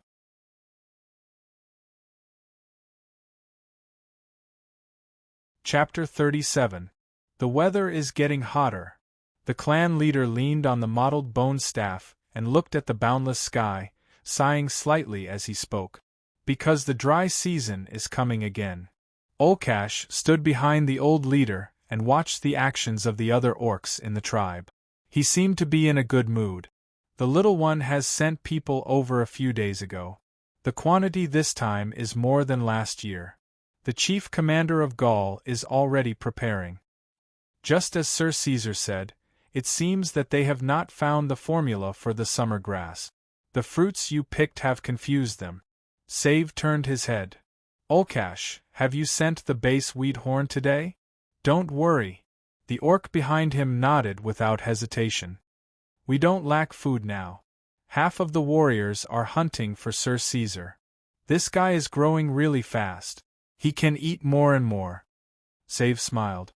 It seems that I made a wise decision 2 years ago. You are the greatest sage of the Stone Crow clan for thousands of years. Olkash complimented from the bottom of his heart. He looked at the old leader in front of him, who had a slightly hunched back, and felt very emotional. Ever since he could remember, he had rarely seen Sif smile, almost never. The old clan leader always pursed his lips, and was a man of few words. He liked to stare blankly into space while leaning on the bone staff, silently watching the growth of every beastman, silently supporting the Stone Crow clan's progress. However, the situation in the tribe this year was much better than before. The orcs' lives had greatly improved. Seeing that the days were getting better and better, and that there were no more newborns dying of hunger, the smile on the old leader's face slowly increased. The arrival of the black dragon was like a stream of flowing water, bringing life and hope. Firstly, the summer grass was a great success in the northern countries.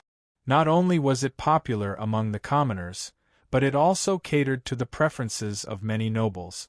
Although Roy, who was in charge of the sales, wanted to embezzle this huge amount of money, he was restricted by the god's oath.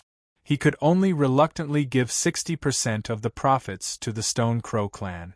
When the orcs saw their first haul and opened the chest full of gold coins, the others did not feel anything, but the old leader Save was shocked. This adept was not like the other orcs. He had seen a lot of things in his youth and had made a lot of friends. He knew how much money was worth in the human world and how much food he could exchange for. It was inevitable that his heart would burn with passion. However, the money did not belong to the Stone Crow clan.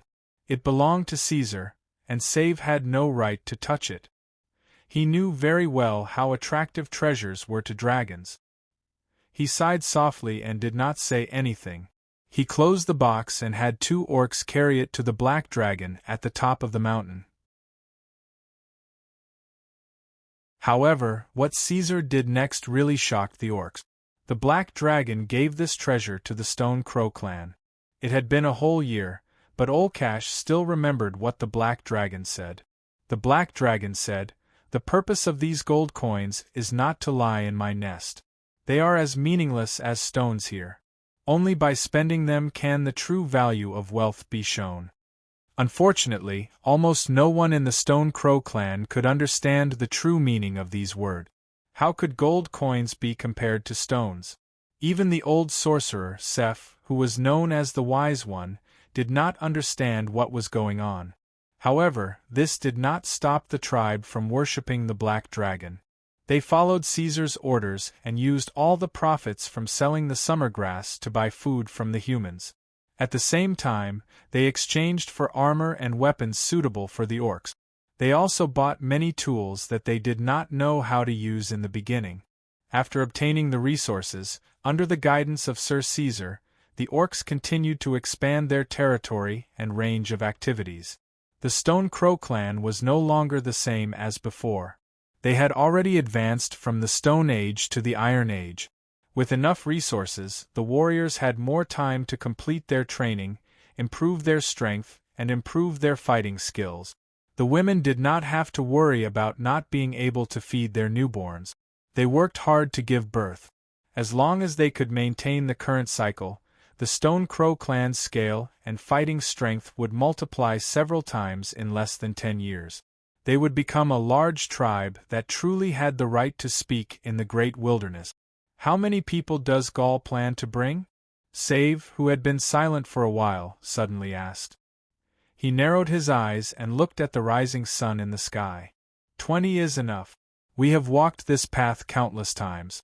We are very familiar with the flying apes in the Mustel Canyon. There should be no problem, Olcash said in a low voice. In the past year, the orcs had more or less changed a lot. Even the chief commander Gaul, who was not good with words, had become more talkative. Olcash was the same. Okay, then you take the rest of the people to hunt. Then tell the women to start preparing. Save nodded and said in a low voice, Tell the children that we are going to hold a Madala this year. Yes. Olcash nodded and walked back subconsciously. However, he was stunned after taking 2 steps. He quickly ran back and asked with his eyes wide open, You said you are going to hold a Madala?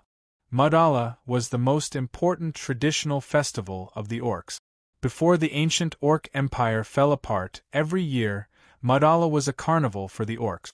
No matter if they were strong or weak, high or low in status, they would all raise their cups and drink together on that day. They would hold each other's arms and sing to their heart's content. It was said that on that day, the Orc Empire invited the elves to perform operas and the dwarves to perform tricks. The warriors wrestled with each other and danced with the wolves. It was said that at that time, even the distant and powerful Southern Empire, where the sun never sets, sent messengers to congratulate them. However, such a vision only existed in stories. Olcash had never seen Madala with his own eyes because the tribe could not hold such a carnival in the past. It was too barren. In the past, when the dry season came and Madala was held, the orcs of the Stone Crow clan could only keep everything simple. They took out the dry food they had stored and let the children eat a full meal. They knelt in the cave and prayed to their ancient ancestors to remember the arrival of Madala. Although Olcash had heard the women talk about Madala before, he did not take it to heart. However, this time was different. He actually heard the old chief tell him that they were going to hold a Madala celebration this year. Are you serious? Olcash was still not sure. Go and prepare. The old chief smiled and said, It will be too late if we are late. It's not too late. Olcash clenched his fists together and became excited. He nodded excitedly and turned to run back to the tribe. I'll go and invite Lord Caesar first. The orc's voice was getting further and further away. Save looked at Olcash's back with a smile. When Olcash's figure disappeared completely, he gradually stopped smiling and murmured, Caesar. After I die, will you choose him?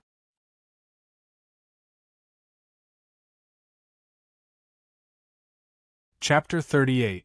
Madala? What's that? After dealing with the excited Olcash, Caesar rubbed his chin and muttered doubtfully. The black dragon's jaw had gradually begun to keratinize. The hardness of the area was amazing, and the texture was very good, like polished metal, smooth and delicate to the touch. It's a festival of the orcs. Little Luna slurped down a mouthful of fish fillet. Afterwards, she used a spell to pull out a card from the stack in front of her and slapped it on the ground. Attack 13. Another flame blast. Only 3 HP left. Hee, my magic will tear you to pieces. Why would they invite me for a festival? The true dragon and the orcs are not the same. Caesar muttered and pulled out a card from his claws. He very calmly brushed all the cards in front of Luna into the graveyard. Sorry, Wings of Death. You have no cards in your hand, just admit defeat. You don't understand. Madala is a festival that the orcs take very seriously. They will only invite the foreign races that they recognize and respect. You should go. After quickly finishing the main topic, Luna flapped her wings and snatched the card that Caesar had played. She then said angrily, You are completely cheating. There is no such strong black dragon in Iradia. She looked at the black dragon in front of her with contempt. This Wings of Death that I have to draw according to your model is purely your own imagination. Then every time you can't beat me you start to talk nonsense. I am very doubtful if this card game really exists. Naughty, Caesar said with a smile and put away the cards one by one. We have agreed on the rules from the beginning. The cards are also chosen blindly. It is purely a matter of skill if you can't beat me. Although Luna looked angry, she actually treasured this set of cards very much. After all, this set of cards was purely handmade by her. The cards were materials obtained from the trade between the orcs and the humans. The colorful patterns on the cards were drawn by the little one, according to Caesar's description, with a feather pen that was exactly the same size as her. It contained a lot of the little one's effort. Ever since the 60 cards had been drawn, Luna had put in a lot of hard work to study the rules, and would often pester Caesar to play with her. But she was still addicted to food, and would often be angered by the black dragon until she couldn't find her bearings. Every time, the little one would angrily say that she would never play this game again. But in less than 2 minutes she would excitedly beg Caesar to play another game. "Let me think about the punishment." Caesar snorted and put the cards back into the stone box. He paused for a while and said, "How about this? You don't have to help me pick my teeth today. You can go outside and take a look. See how many people are watching the Stone Crow clan. Sigh. These guys are really like ghosts. I don't even dare to show my face." Due to the popularity of the summer grass fruit juice in the northern countries, people were very eager to know the raw materials and the formula of the fruit juice. Therefore, people were constantly watching the orcs' every move. They were as annoying as flies and difficult to drive away. In fact, this did not affect the Stone Crow clan much. After all, Caesar had already expected this. Before he lured Roy into the trap, he had already accumulated a batch of summer grass and handed it to Save to cultivate with magic. The orcs in the tribe continued to do what they were doing and maintained a peaceful life. However, Caesar was not so comfortable. With the passage of time and the acquisition of new achievements, the black dragon's body had become bigger and bigger. It was very eye-catching. If he went out without any scruples, it would attract a lot of attention. He would be easily discovered by the humans and cause a commotion. This was not in line with his original plan of secretly growing. Speaking of which, the black dragon had been living in seclusion for the past 2 years. The only time he made a move was when he plotted to kill the priest, Anrian. He had no choice. Anrian was in Caesar's way. If he had gone to Tulu Basin with him, Roy and the others would not have needed the orcs to rescue them. Then, they would not have been able to talk about business.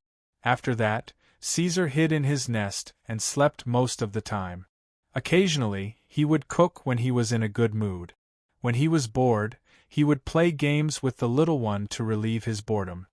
Okay, I'll go now." Hearing his words, Luna nodded and flapped her little wings to leave the nest. At this time, little Luna had truly become the black dragon's dependent. She was completely captivated. The first thing that surrendered was her stomach. God knows why a true dragon would be interested in cooking. This guy was simply a gourmet food manufacturer. Honey barbecue, blackberry jam, ice fire steak. He had it at his fingertip. People would never forget it after eating it. Now that she thought about it, Luna felt that she was craving for it again. Secondly, Caesar was actually very easy to get along with. He could even be called gentle. Sometimes, he was quite lively. Staying with him was not boring. He was not like a loathsome pentashade dragon at all. However, when facing people or creatures that got in his way, Caesar would show a side that was even more cold-blooded than the black dragon. He would take the lives of others at the slightest provocation. He was extremely cruel. Sometimes it was quite scary when she thought about it. Luna sometimes wondered if Caesar was faking it. However, she would quickly reject this idea. For a bad-tempered black dragon, it was too difficult for him to pretend to be like this. Moreover, Caesar had always been gentle and patient with her and the beastmen. If he wanted to pretend, this was the difficulty level of hell. The black dragon was just a label. However, this label would change according to one's behavior.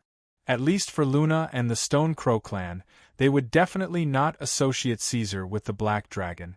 At the same time, on the other side of the border, the Battle of Green Capital was nearing its end. In the past 2 years, the Green Dragon Sylvia had displayed unimaginable viciousness and intelligence. Just a few days ago, the Green Dragon had obtained secret information from somewhere and found out the exact location of the commander of the Northland Army. Then, it had used a shape-shifting spell to infiltrate the human race and assassinate the brave and skilled commander in an unexpected way, causing the human allied forces to suddenly fall into a situation where they had no leader. However, this alone was not enough. After confirming that the Alliance's army was in a state of discord, the Green Dragon purposely leaked the transportation route of the Green Capital's logistical supplies to the Northern Alliance army, who wanted to ambush them.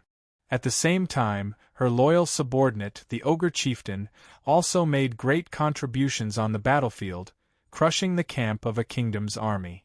Under these circumstances, the northern countries could no longer maintain the stability of their armies.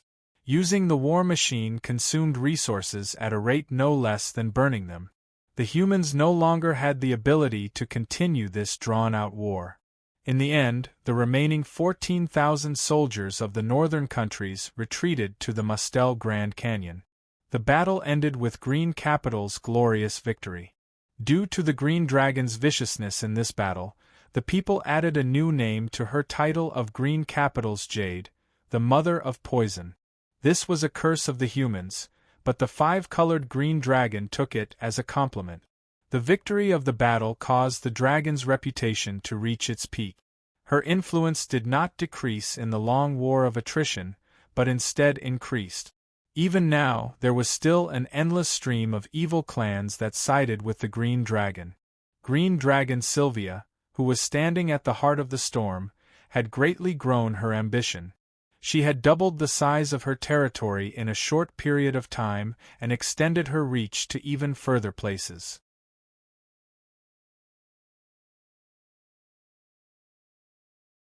Chapter 39.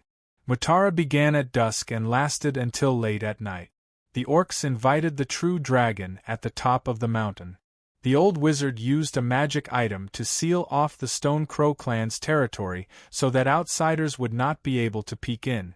This allowed the huge black dragon to participate in the ceremony. The women used straw ropes to weave a palace and invited Caesar to sit beside the old leader, who was seated above the orcs of the Stone Crow clan. After the last time when Orgash was cursed by the Balrog, this was the second time Caesar saw so many orcs gathered together. Many children who rarely appeared ran out. They were not afraid of him at all. They stared at the black dragon curiously and played with each other. The orcs followed the ancient tradition. Regardless of their gender, they were all naked and wore painted leather shorts. A belt symbolizing the Stone Crow clan's emblem was tied around their waist as they sang loudly. They ate the roast beef with honey and pepper, drank the strong liquor from the northern countries, and laughed with each other across the campfire. Usually, these orcs were very frugal, but today was completely different. This was Mutara, the most important festival of the year for the orcs. Plates of food were served in front of them. Fortunately, these orcs still remembered the black dragon when they were enjoying themselves. They knew that Caesar had a big appetite, so they did not hesitate to serve him a whole roast lamb. There were also plates of black sausages, pigeon pancakes, all kinds of fruits and barley and venison soup. To the true dragon, this was the first cup of wine that the orcs raised. They knew very well that if it was not for Caesar, the Stone Crow clan would still be in poverty. They would not be able to hold the real Mutara and could not afford to buy these ingredients at all. The orcs were grateful and respected the black dragon from the bottom of their hearts. To the Stone Crow clan as well. Caesar raised his cup politely. The stone cup in his hand was many times bigger than an ordinary wine cup. At this time, he suddenly missed his human body. When he first sat down, his huge body brought him a lot of trouble, and he made a lot of jokes. For example, he sat down on a stone pile, flipped over a table with his tail, and crushed a plate with his claws, and so on. Luna, who was on his back, felt embarrassed. She hid in the thorns and did not dare to look up. When the drinking was over, the women clapped their tambourines and danced for the warriors. At this time, the real highlight of Mudala began. The men used the animal fat in the oil pit to rub their chests until they were glistening. They were all rubbing their hands in preparation, eager to show off their skills in front of the public. In the ancient Orc Empire, after eating and drinking, the orcs would enter the arena and fight with each other to fight for the title of the best warrior. Although the supreme empire of the past had long since fallen apart, this segment was unavoidable. The warriors all stood up with a smile and began to walk towards the center of the field. This was not a real battle of life and death, so the use of bloodline power was absolutely forbidden. Spells were also not allowed. In the Matara arena, they had to rely purely on their physical strength. The first orc entered the arena quickly. Immediately, there was someone to fight. The two warriors started a powerful bare-handed fight. They jumped around in circles and attacked each other. The rest of the orcs formed a circle. No one intervened. They all widened their eyes and shouted the names of the warriors in the arena. The scene was very lively. They still have a long way to go. Save looked at the fight below the arena and said casually. He raised his cup again and thanked the black dragon beside him. To the most reliable friend of the Stone Crow clan. Caesar nodded politely and raised his cup. His respect for the old adept came from the bottom of his heart. Back when he asked this old orc for advice on the principles of magic, Seve didn't dawdle at all after he agreed. He taught Seve everything he knew without the slightest intention of deceiving or misleading Seve. As time passed, Caesar became more familiar with Iradia. He also knew how precious the knowledge of the other world was. Of course, Save also had his own reasons. The old sorcerer would not casually teach his knowledge of magic to other races. He would definitely prioritize his own race. However, the orcs were born with low talent. Until now, there had not been a second orc who had the talent to become a spellcaster. Save was already very old. He had to think about the future. He did not have much time to wait. He could only teach what he knew to Caesar and pray that he could pass down the path of the Stone Crow clan through him. However, what he did not know was that Caesar did not live up to his expectations. The blood in this guy's body was not filled with elemental magic like other true dragons. Although he had memorized the precious knowledge taught by Seth, it was difficult for him to complete even the most basic tricks in practice. It was even more difficult for him to become a spellcaster. Sometimes, Caesar would think that he was a one-in-a-million loser among the dragons. Cliché and melodramatic. F***ck Gaul. Gaul. Gaul. At this moment, cheers were heard in the arena. It interrupted Caesar's thoughts and attracted his and Save's attention to the grass-woven palace. Gaul was a great warrior. Even if he did not use his bloodline power, his physique was still much stronger than the other orcs. Moreover, he was very hard-working. He spent every moment training his combat skills. In terms of physical combat, he was the best of the Stone Crow clan. At this time, he had already defeated 5 orcs in a row. He was still not out of breath. He also defeated the popular contestant, Olcash, and kicked him to the ground. He obtained his 6th victory. Gaul. Gaul. The orcs were shouting his name excitedly. This orc, who was almost 2 meters tall, looked around and found that the victory was already decided.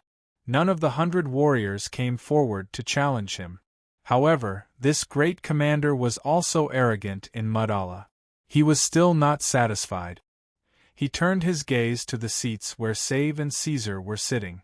The orcs followed his gaze and were stunned for a moment. Suddenly, a voice shouted, "Fight him! Save! Fight him!" Cheers were soon heard. "Fight him! Save! Fight him!" Caesar was speechless. Just as he was hesitating, he saw that Seth had already stood up. His stooped body straightened amidst the cracking sounds of his bones. He casually took off the old robe that had always been draped over his body, revealing his similarly well-developed muscles, and began to walk forward. Mudala is a carnival for the orcs. Legend has it that when the Orc Empire held Mudala, even the emperor had to follow the tradition. He had to fight when challenged. Luna squatted on the table in front of him, holding a pancake that was bigger than her. She nibbled on it like a squirrel. She explained to Caesar, however, even if he loses, it will not affect the position of the Orc Emperor. Caesar shifted his gaze again.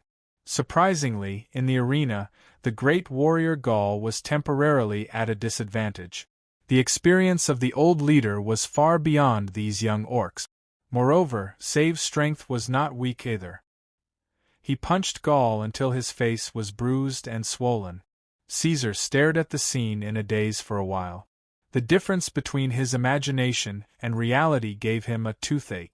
What kind of spellcaster was this? He was so good at close combat that he was even stronger than a great warrior. However, due to his age and physical strength, the strong old leader could not hold on any longer. He stopped in his tracks, panting. He had no choice but to admit defeat and leave the arena. Cheers were heard again. Gaul, this little bastard. Save smiled and returned to his seat. He shook off the dust on his robe and put it on again. He almost pulled out my teeth. It was you who pulled out his teeth. Luna was busy nibbling on her pancake. She could not help but complain when she heard this. Caesar wanted to say something, but he noticed that Save was smiling. He raised his chin at him and signaled him to look down. All the drums, cheers, and banquets stopped abruptly. Caesar turned his head and looked down. He saw that all the orcs were looking at him, waiting for the true dragon to come down. "Do I have to go too?" he asked Save. The old leader smiled and replied, "As a true dragon, you have the right to refuse. This is just an orc tradition." "TSK, they really treat you as one of their own," Luna muttered softly. Caesar thought for a moment and decided to join. He was not as proud as the dragons. He was different from the Penachet dragons and the metallic dragons. He was willing to get along with the orcs without prejudice. This was the real reason why the Stone Crow clan respected Caesar.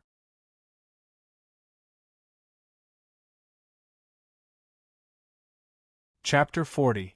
Reality proved that there was no harm without comparison.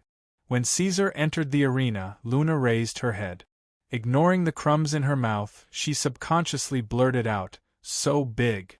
She was used to staying together in the nest, so she didn't feel it. But when Caesar stood in front of the nearly 2-meter-tall great warrior Gaul, the obvious and strong contrast brought about a huge, dazzling impact. Only Caesar himself knew that he was only 10 years old. At this age, he would be considered a teenager even among the short-lived humans. But this guy's body was already 12 meters tall. What did 12 meters mean? One had to know that his mother, the black dragon Nestoria, was only 16 meters long when she was in her prime. Well, calm down. This guy was developing too quickly. It was obvious that he had grown a lot recently. This was because of the 4th bronze trophy he had received. After Caesar obtained his first fortune from the summer grass trade with the humans, a reward appeared in his dark dream, Profit Seeker. Dragon Body Gene Enhancer type. This reward stimulated Caesar's body to rapidly grow again in a short period of time. As a result, the young Caesar was almost as big as the young black dragon. However, he was completely different from the ordinary black dragon. Caesar's 4 horns didn't change. They were still hard and sharp, but his jaw had become as big as the blue dragon's. Furthermore, it was covered with a layer of visible cuticle. His fangs protruded out of his mouth. His body was also not as skinny as the ordinary black dragon. Instead, it was covered with knotted muscles. He was as strong as the red dragon. No, this guy was definitely stronger than the young red dragon. On Caesar's tail, There was a cuticle ball that looked like a battering ram like the green dragon. Its surface was covered with fine spikes. If one was hit by it, one would be paralyzed. What was even more infuriating was that this fellow's claws were as sharp and long as the white dragon's. They were as sturdy and powerful as the beasts that crawled on the glaciers. Their lethality was not to be underestimated. Well, other than the black dragon's topaz eyes and dark scales, this guy was almost completely cut off from the black dragon. If the five-headed dragon Queen Tiamat were to find out about his appearance, she would probably think that Caesar was a direct descendant of hers that she had left behind in Iradia at some point in time. She would try every possible means to keep him by her side. It was worth mentioning that after receiving the Prophet-Seeker reward, Caesar's body had gradually formed a ferocious aura similar to dragon's might. Unlike the natural suppression that a dragon's elemental bloodline exerted on other races, Caesar's aura stemmed from the manifestation of his genetic upgrade. It was a biological suppression that a high-sequence Beyonder creature exerted on ordinary species. This thing, as he matured, would probably be even more effective than dragon's might. However, although Caesar already had the size of a young black dragon, he would still feel very uneasy if he were to really face a young dragon, other than a white dragon. In order to prevent himself from becoming arrogant, Caesar had once carefully analyzed the situation and came to the conclusion that the odds were about 50-50. After all, a dragon at that age would have truly matured into a dragon. They would be able to use quite a number of spells and abilities, making them rather dangerous. His reverie came to an end for the time being as he refocused his vision. Caesar was still able to deal with the beastmen who didn't use their bloodline powers easily. He was able to easily overturn the aggressive Commander Gaul and give him a good beating. The suppression of strength, coupled with Caesar's kind provocation, infuriated the other beastmen. They had no choice but to join the battle and wrestle with the black dragon with their numbers. Even the little beastmen weren't afraid. They babbled as they ran over to hug the black dragon's tail, their faces flushed red as they shouted. The so-called duel was completely reduced to a joke. Mudalla ended amidst laughter and laughter. The dry season is coming. The Rhine Kingdom of the North, the noble district of Kaki, Count Brendel's mansion. Roy looked at the rising sun in the east and muttered to himself. Then he came back to his senses and walked into the mansion. He personally knocked on the mahogany door of the study. "Father, come in." After he entered, he stood silently at the side because the owner of the study, Count Brendel, was listening to the butler's report. So far, the iron ore business managed by young Master Nina has earned 37,000 gold. Young Master Roy has earned 20,000 gold from the wine and fur business. Roy lowered his eyes and looked as if he didn't care what the butler said.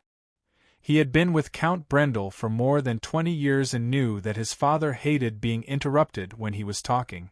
Count Brendel blew on the hot black tea, took a sip and then put it down.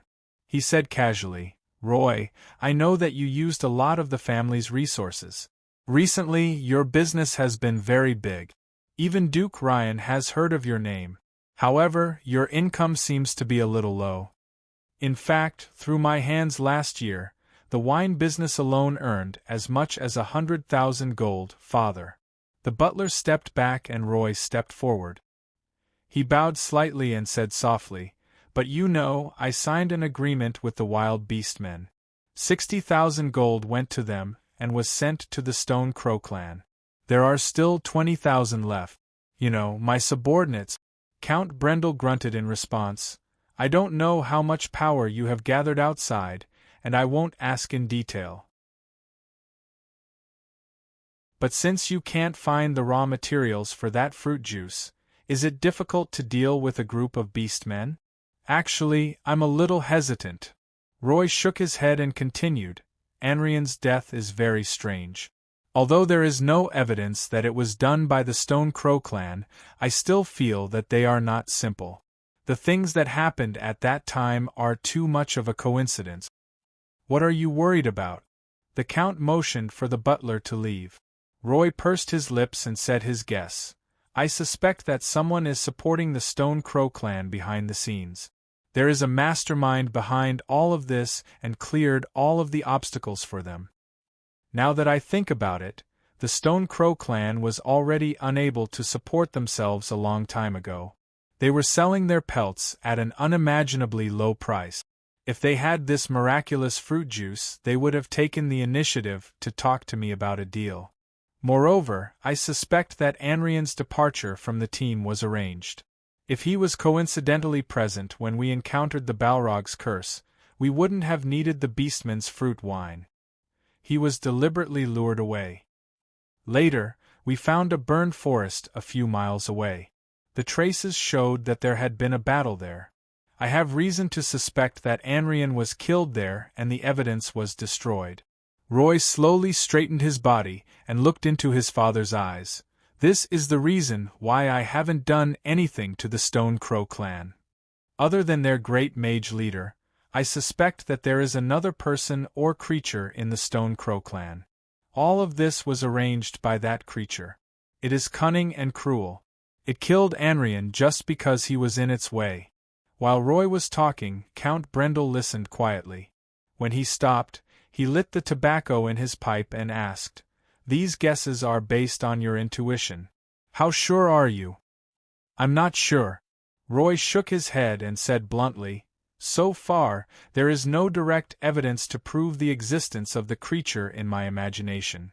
Brendel smiled. "If that's the case, then give up on taming these beastmen. Go get the formula for that thing and then consolidate your forces in the wilderness. It may come in handy in a few days." "But, no buts." The old count waved his hand and brushed away the non-existent smoke in front of him. "We have a new trump card in our hands. I want to see how powerful it is." "Yes." Roy raised his eyebrows and bowed. "I'll send someone to contact the Green Capital." With just a few words, Count Brendel had decided the fate of the Stone Crow clan. When the apex predators of the natural world were ready to hunt, they would never hold back. They would never leave a chance for their opponents, whether they were facing a rabbit, a fox, or a tiger.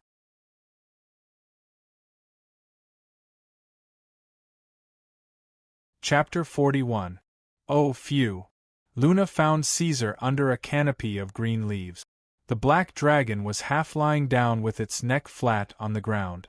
Its sharp claws were drawing on the ground, writing indecipherable words.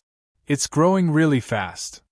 Luna could not help but think as she watched Caesar's beautiful black scales gradually turn into the dark gray used for camouflage.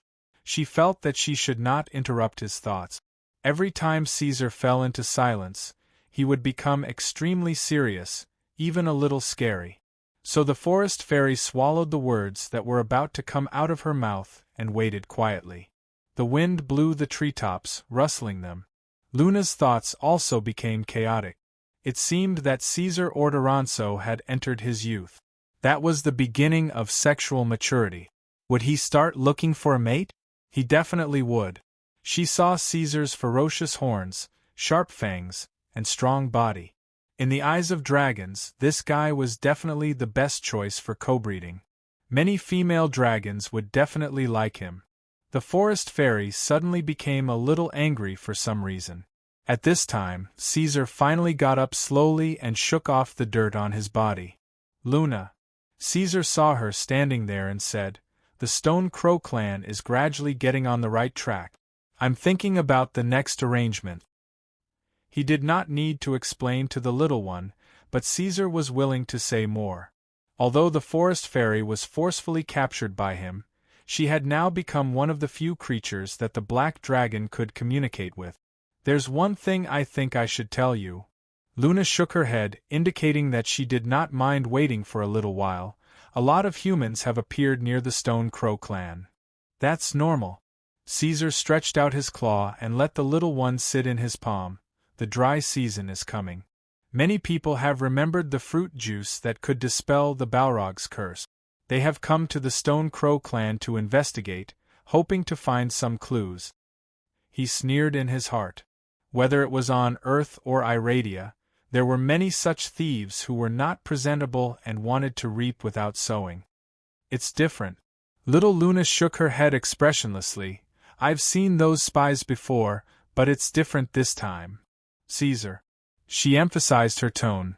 Do you think normal spies would be in groups of 3 to 5, carrying standard weapons and distributed around the clan? Standard weapons? The black dragon was stunned, then looked down at the little one in his claw and looked into her eyes. You sure? If there's nothing wrong with my eyes. Luna was 100% sure. I don't know when this group of humans started appearing at the edge of the clan's territory. They were wearing light armor of the same style, and there were patterns on their short swords that I don't recognize. Moreover, I saw that almost everyone was carrying something wrapped in cloth. Judging from the shape, I guess it might be a crossbow. Luna became more serious as she spoke. They were carrying quivers in their leggings. Caesar completely stopped climbing into the nest. After listening to Luna's description, his expression became serious, and he muttered to himself, Scouts. In Iradia, these people should be called bandits, but most of the professional bandits did not use crossbows. They had better bows and arrows to choose from. Under normal circumstances, a bow of the same weight would shoot 3 to 4 times faster than a crossbow. The only advantage of a crossbow over a bow was that it could be aimed, and it could be pulled at any time according to the command of the commander to maintain unity. If they had to use a bow to do this, sometimes the negotiations would be in a stalemate for too long, and the archers would be exhausted. Only the army would be equipped with crossbows. These people were scouts sent by the army. Do the orcs know? Caesar was a little uneasy. This was not a game. The appearance of the scouts was actually a signal, which meant that some of the human forces had decided to make a move against them. Damn it, they had just gotten on the right track. Couldn't they give them more time? They know, but there have been too many humans recently, and they don't seem to care. The news chain was broken at Gaul, and even Save was not notified. As an intelligent species, Luna also realized the seriousness of the situation, and spoke quickly. Then I'll have to trouble you to make another trip. Caesar held the little one in his hand and let her flap her wings to fly. Go and inform Save about this. Invite him to my nest for a discussion. Also, inform the warriors to pick up their weapons and prepare for battle. Okay. Luna answered. When Save entered the Black Dragon's nest accompanied by the great orc commander Gaul, he couldn't help but be surprised by the living habits of the Black Dragon. Caesar's nest was not as dirty and filthy as the books said. Instead, it was unusually clean, neat, and orderly.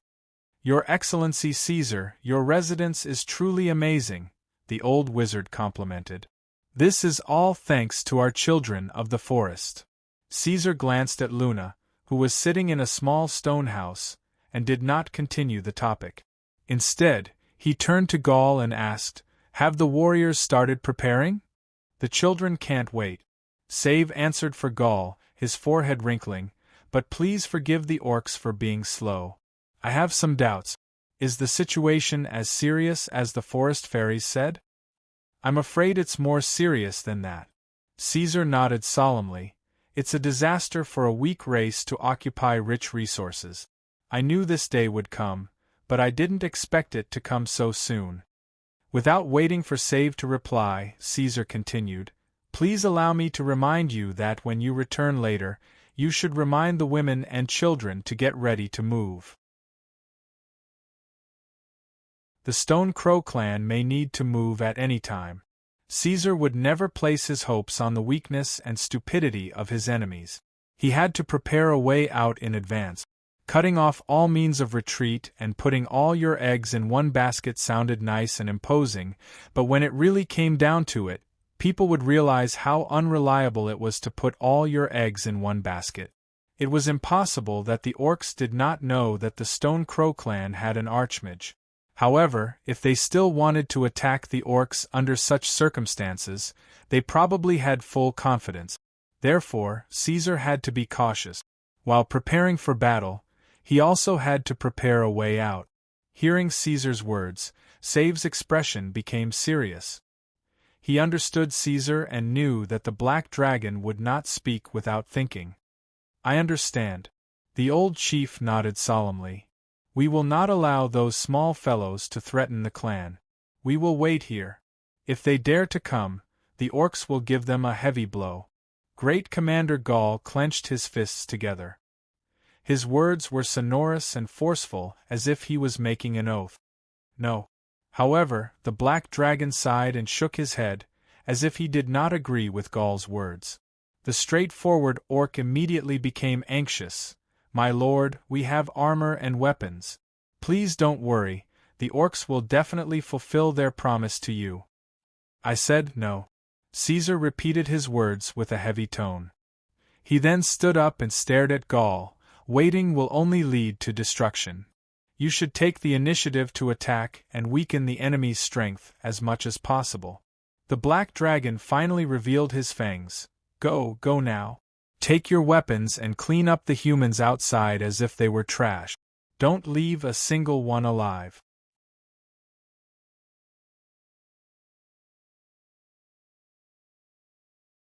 Chapter 42. Caesar. After Sif and Gars left, Luna, who was in the small house, flew in front of him again and couldn't help but ask, You really want to kill everyone outside? Yes. But many of those people are foreign adventurers. They are only here to inquire about the summer grass. They are not enemies. The little fellow's emotions fluctuated slightly. Not now, but that doesn't mean they'll never be. Caesar shook his head. Do you think these people will turn a blind eye to the arrival of our Lord's army? No, they'll only join the crusade against the Stone Crow clan. They'll add more straw to the dying camel and try to get a share of the spoils of war. Caesar had never been afraid to judge others with the greatest evil intentions. The war was coming, he had to try his best to strangle the threat in the cradle. If he didn't break up the wolf packs before they formed, the Stone Crow clan would face the fate of being eaten by the wolves one by one when they gathered into a group. But it's so cruel. If someone finds out about your existence, Ordoronzo's name will definitely be on the crusade list of the righteous. Luna was a little worried. So what? Caesar smiled at her. I've always been an evil dragon. If possible, Caesar did not want war. He was not the kind of transmigrator who wanted to defy the heavens. In his previous life, he was just one of the millions of ordinary people. As a black dragon, Caesar did not have any bullish *T desire to rule the world. He only wanted to guard his own land and be a mediocre lord that was neither too big nor too small, neither good nor bad. He would farm and sell cards, and when he was free, he would go to the vast Audiobook and take a look at the scenery of the other world. His dream was small, but there were people who would not let him do as he wished. Then he might as well die. After 2 years of recuperation, the Stone Crow clan now had 100 strong orcs who could be called warriors. However, they did not launch an attack directly. Under Caesar's command, the 100 orcs were divided into 2 groups. One group put their weapons and armor on the ox cart and covered them with cloth. They shouted to each other as usual and left the clan's territory as if they were transporting summer grass. The other team, on the other hand, was completely silent. Their eyes were bloodshot as they quietly stayed in their respective cave. They were fully armed and were waiting for their commander's orders.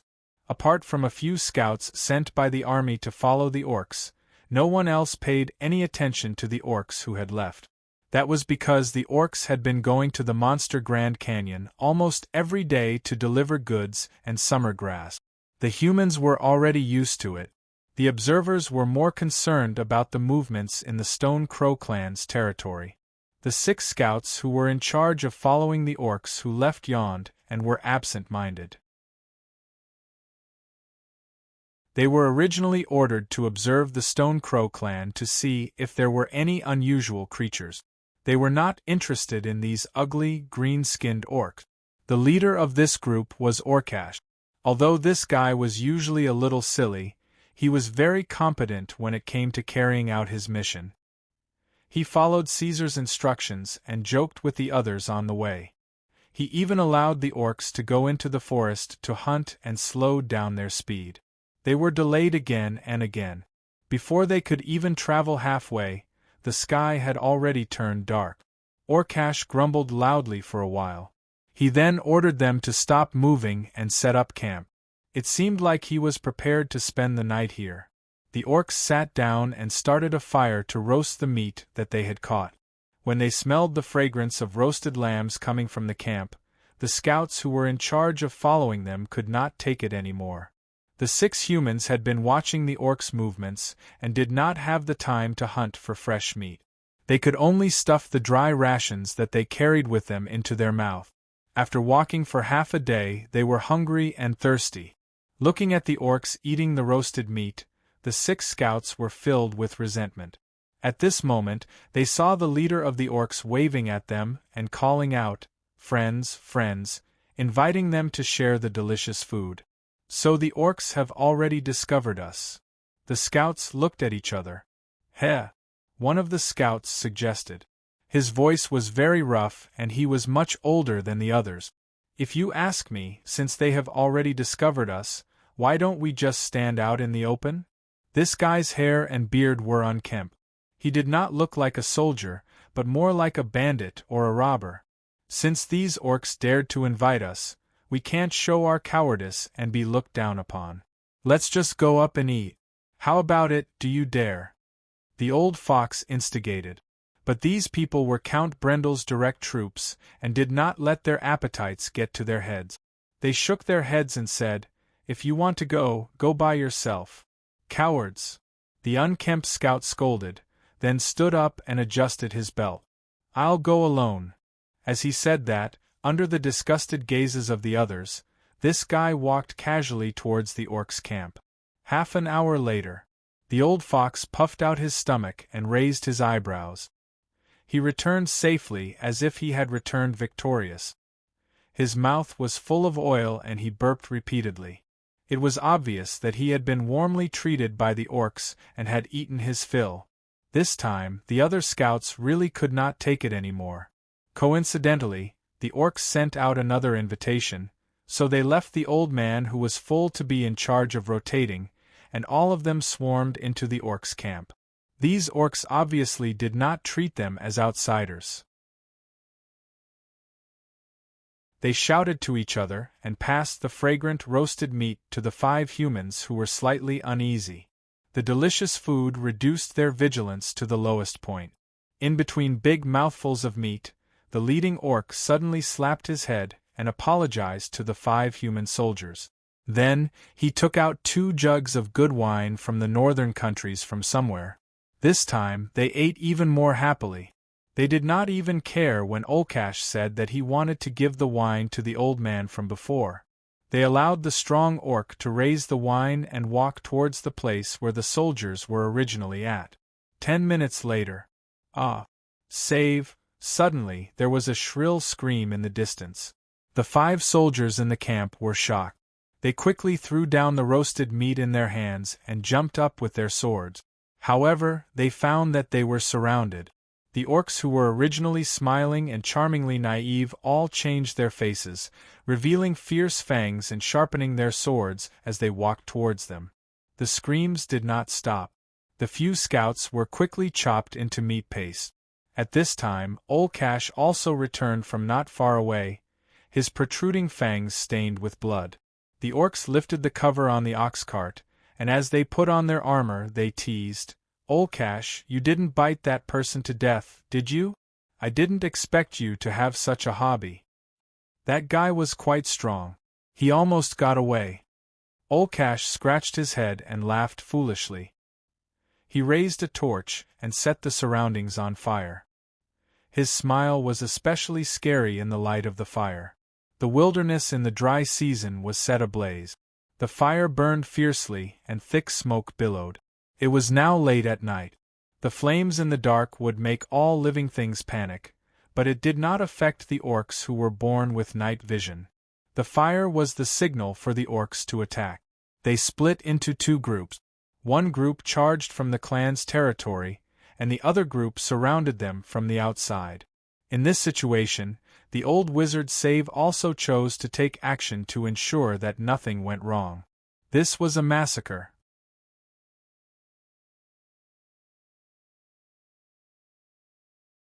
Chapter 43. The fire lasted for an entire night. Caesar thought about it again and again, but in the end, he did not make a move. Instead, he stayed in the nest and waited for news. He had reason to suspect that the scouts were here for him. The Stone Crow clan's battle prowess was not a secret. Whether it was the great mage Save or the 100 warriors, they were all openly exposed to outsiders. If the other party really wanted to take over the tribe, there was no need for them to send scouts. They could have just quietly surrounded the area and attacked as quickly as possible.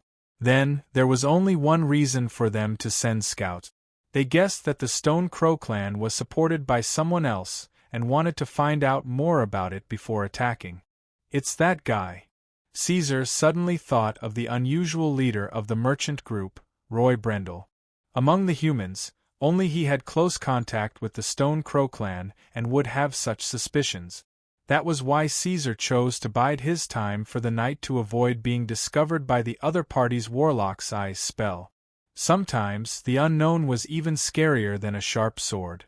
Before Roy figured out the power of the Stone Crow clan, it was unlikely that he would launch a large-scale attack. Instead, he would continue to send out small groups of people to harass the Stone Crow clan. And Caesar happened to be able to use this to nibble away at Roy's strength step by step.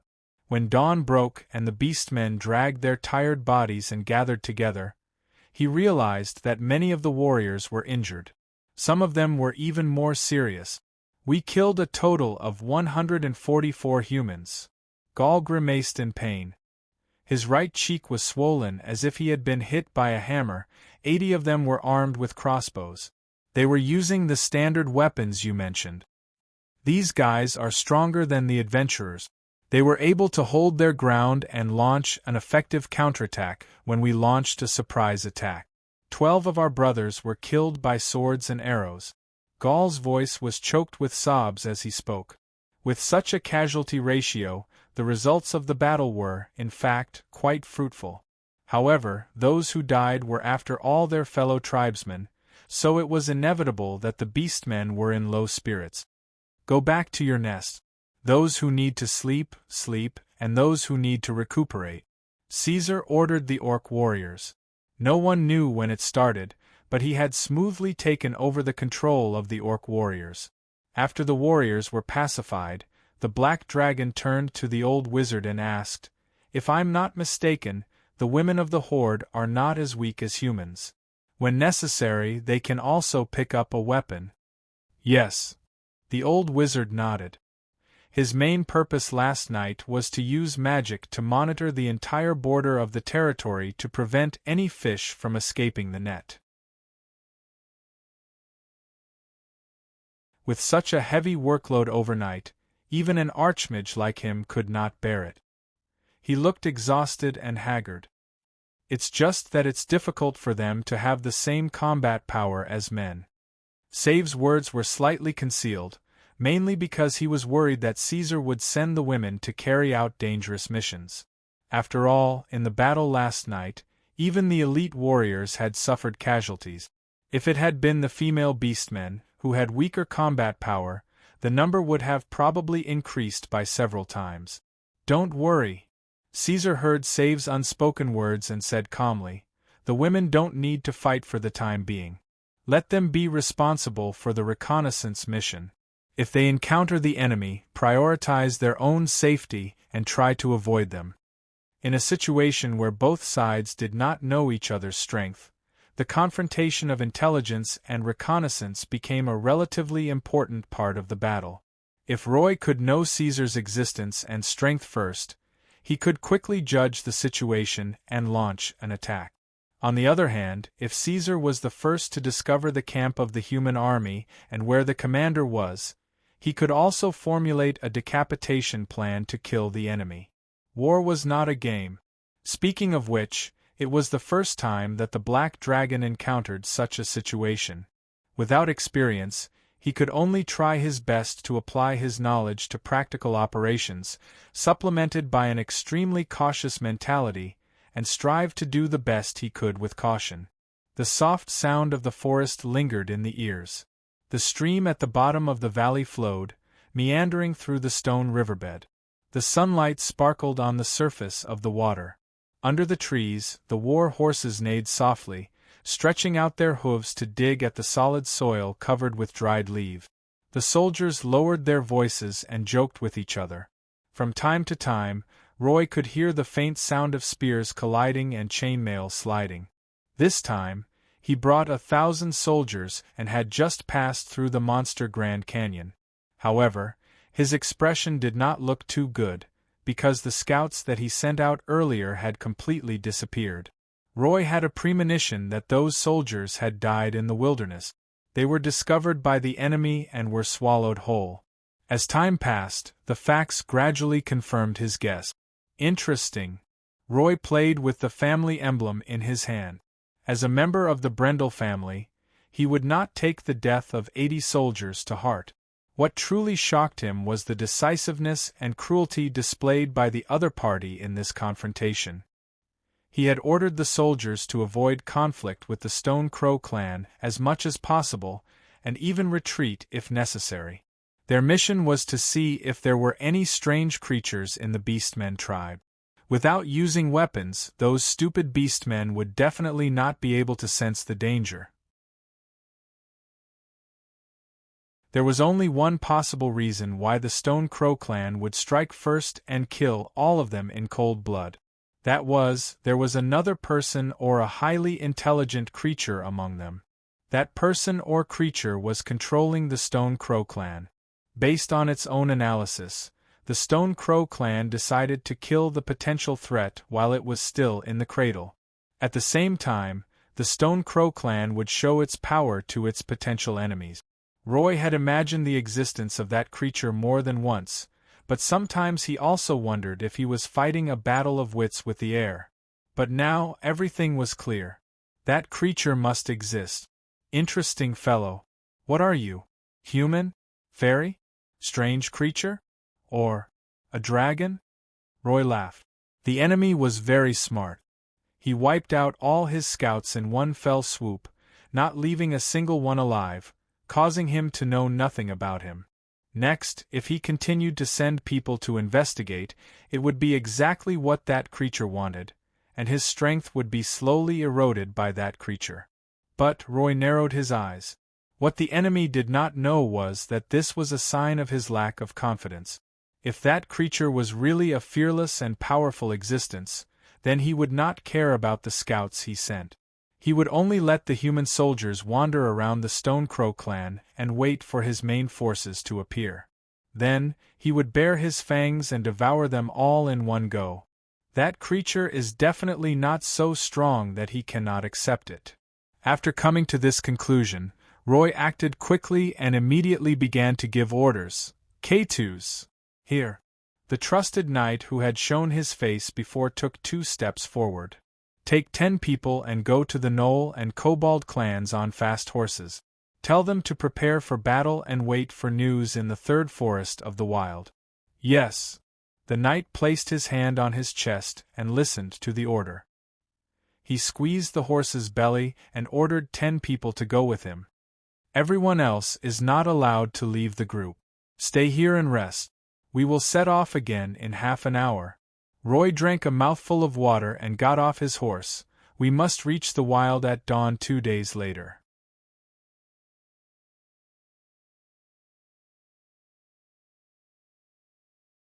Chapter 44. A faint chirp of a bird could be heard from afar. It was a high-pitched and sharp trill. The orcs who lived in the wilderness used this method to transmit information. Caesar had been staying with the Stone Crow clan for a long time, so he was very familiar with this method. We've found them. A young and vigorous female orc appeared in front of Caesar and reported to the giant dragon hidden in the darkness. The humans are making quite a commotion. Almost 1,000 people have entered the wilderness. The one leading them is the little guy who made the deal with the tribe. We didn't dare to get too close. But from the looks of it, there are at least 30 knights and the same number of servants. There are about 300 cavalrymen and free riders who are either armed with spears or swords. The rest are ordinary soldiers who are armed with spears and tridents. Are there any spellcasters? Caesar asked directly. This was the key to the problem. In Iradia, every spellcaster was a strategic weapon. Sometimes they could even decide the direction of a war. The female orc shook her head, indicating that she did not know. It was already quite difficult for them to count the number of people in the army. It would be difficult for these non-professional scouts to find the spellcasters who were heavily protected. Fortunately, the Black Dragon did not have high hopes for this. The big guy in the darkness nodded, indicating that he understood. After encouraging the orc, he let her go. TSK, 1,000 people. When the orc's figure disappeared from sight, Caesar rubbed his chin and let out an unknown sigh. He did not expect that Roy would spend so much just based on a guess without any evidence. In order to deal with the Stone Crow clan, he actually gathered such a huge army. As expected, those brainless villains who would constantly send their underlings to deliver heads and experience points only exist in the stories made up by bards. The strong Black Dragon held his head and was full of resentment. He originally wanted to hide behind the scenes and become an achievement harvester. However, after discovering the strength of the enemy, he immediately gave up on this plan. What did it mean to have 1,000 professional soldiers? Even when the Northern Alliance went to war with the Green Capital, the Northern Alliance only managed to gather an army of 30,000 to deal with the old Green Dragon and the many evil races under her command. Furthermore, this included the logistical personnel who could not participate in the battle. The number of professional soldiers was probably less than 25,000. The Stone Crow clan alone won't be able to defeat them. Caesar shook his head. He had long known that this young man's identity was not ordinary, but he did not expect him to be so ruthless. Without saying a word, he directly pulled in an army of 1,000 people. In Iradia, if one did not consider the legendary level strength, this was already a very powerful force. Not to mention the others, just the 30 knights were enough to make the Stone Crow clan suffer. Fighting against such an army was definitely not easier than fighting against an adult dragon. Following that, another piece of news floated into his lair. The orcs had discovered that the other native clans in the wilderness had begun to move and had begun to gather. At this critical juncture, Caesar did not dare to hope that the natives would become his allies and form an alliance to resist the invasion of the humans. On the contrary, it was more likely that these clans were originally Roy's lackeys and had begun to move after receiving his orders. Adding insult to injury. Should he avoid them? This thought flashed through the Black Dragon's mind, but he quickly rejected it. What kind of joke was this? He had spent so much effort to train the orc clans and built a good foundation for them. Now that they were just on the right track, how could he just give up so easily? Since he did not intend to give up on the Stone Crow clan, he had to do it himself. Otherwise, this orc clan would definitely be turned into ashes under the iron hooves of the army. All right, I'll do it myself. The huge Black Dragon crawled out of his lair and stared at the busy orcs below. I wanted to develop my strength, but you guys wouldn't let me. However, even if he planned to personally take action, Caesar still had to make a plan. The other party was not some random trash. If he directly went up to face them head-on, even if it was him, he was afraid that he would be cut into pieces because his head was not strong enough. Only the rash red dragon and the dumb white dragon would do such a thing. Thus, the Black Dragon narrowed his eyes and carefully studied the map drawn by the child of the forest, Luna. He invited the old wizard, Save, and the chief commander, Gaul, and began to make preparations for the battle. You must immediately move the injured and the children secretly. This is the weakness of the clan. Now that this area is about to become a battlefield, You must not let yourself have any worries and leave behind any hidden dangers. Now, Caesar's serious face was not as ugly as when he was young. It was rather imposing.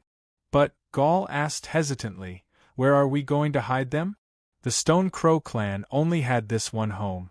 Now that they were in chaos, they could not think of a safe place for the orcs to hide. Here. Caesar drew a circle on the map on the ground, Tulu Basin. With the summer grass, the orcs would not be afraid of the Balrog's curse. Caesar asked them to move all the injured and the children, as well as the stored food and resources, into Tulu Basin. This narrow entrance, easy to defend and difficult to attack, would become the Stone Crow clan's last line of defense. If you don't want to sit and wait for death, we must take the initiative to attack. Caesar said, when the night comes to an end, I will attack that army and then retreat. You will ambush them here. He pointed at a spot on the map. Listen carefully. Caesar emphasized and said, 30 to 40 people will be enough. If they chase after me, the formation of the army will definitely be affected. You must hold back and let the knights pass. Then, attack the normal riders. Kill as many as you can. Be careful not to get entangled with them. You must retreat before the footmen arrive. At this time, they will definitely send some people to chase after you. The rest of the warriors, Black Dragon's shining claws moved an inch to the left. I will meet you here and then ambush them. If they are smart enough, the knights will give up on chasing after you and focus on killing the orcs. At this time, I will not be able to catch up with them even if I return quickly. Caesar smacked his lips and moved his finger to a new position. He looked at Save and said, that is why I need you to intercept them here and cast AoE spells. If the orcs and the knights engage in close combat, the horde will suffer great losses. Only you can take care of the 30 knights. When I came back, they should have given up and retreated first before regrouping. But if these fellows continue to recklessly chase after me, we will counterattack here. The night was silent. The moonlight shone and the shadows were heavy. The ground was covered with a thick layer of fallen leaves. The mountain ridge was covered with dense forest. The hills slowly descended until they reached the dry riverbed. Here, the orcs had a full meal and then fell asleep. When dawn came, they would have a long battle. It required a lot of stamina, so they had to adjust themselves to their best condition. And here, Black Dragon crawled on the hill and blended into the night. His yellow eyes blinked occasionally and looked down.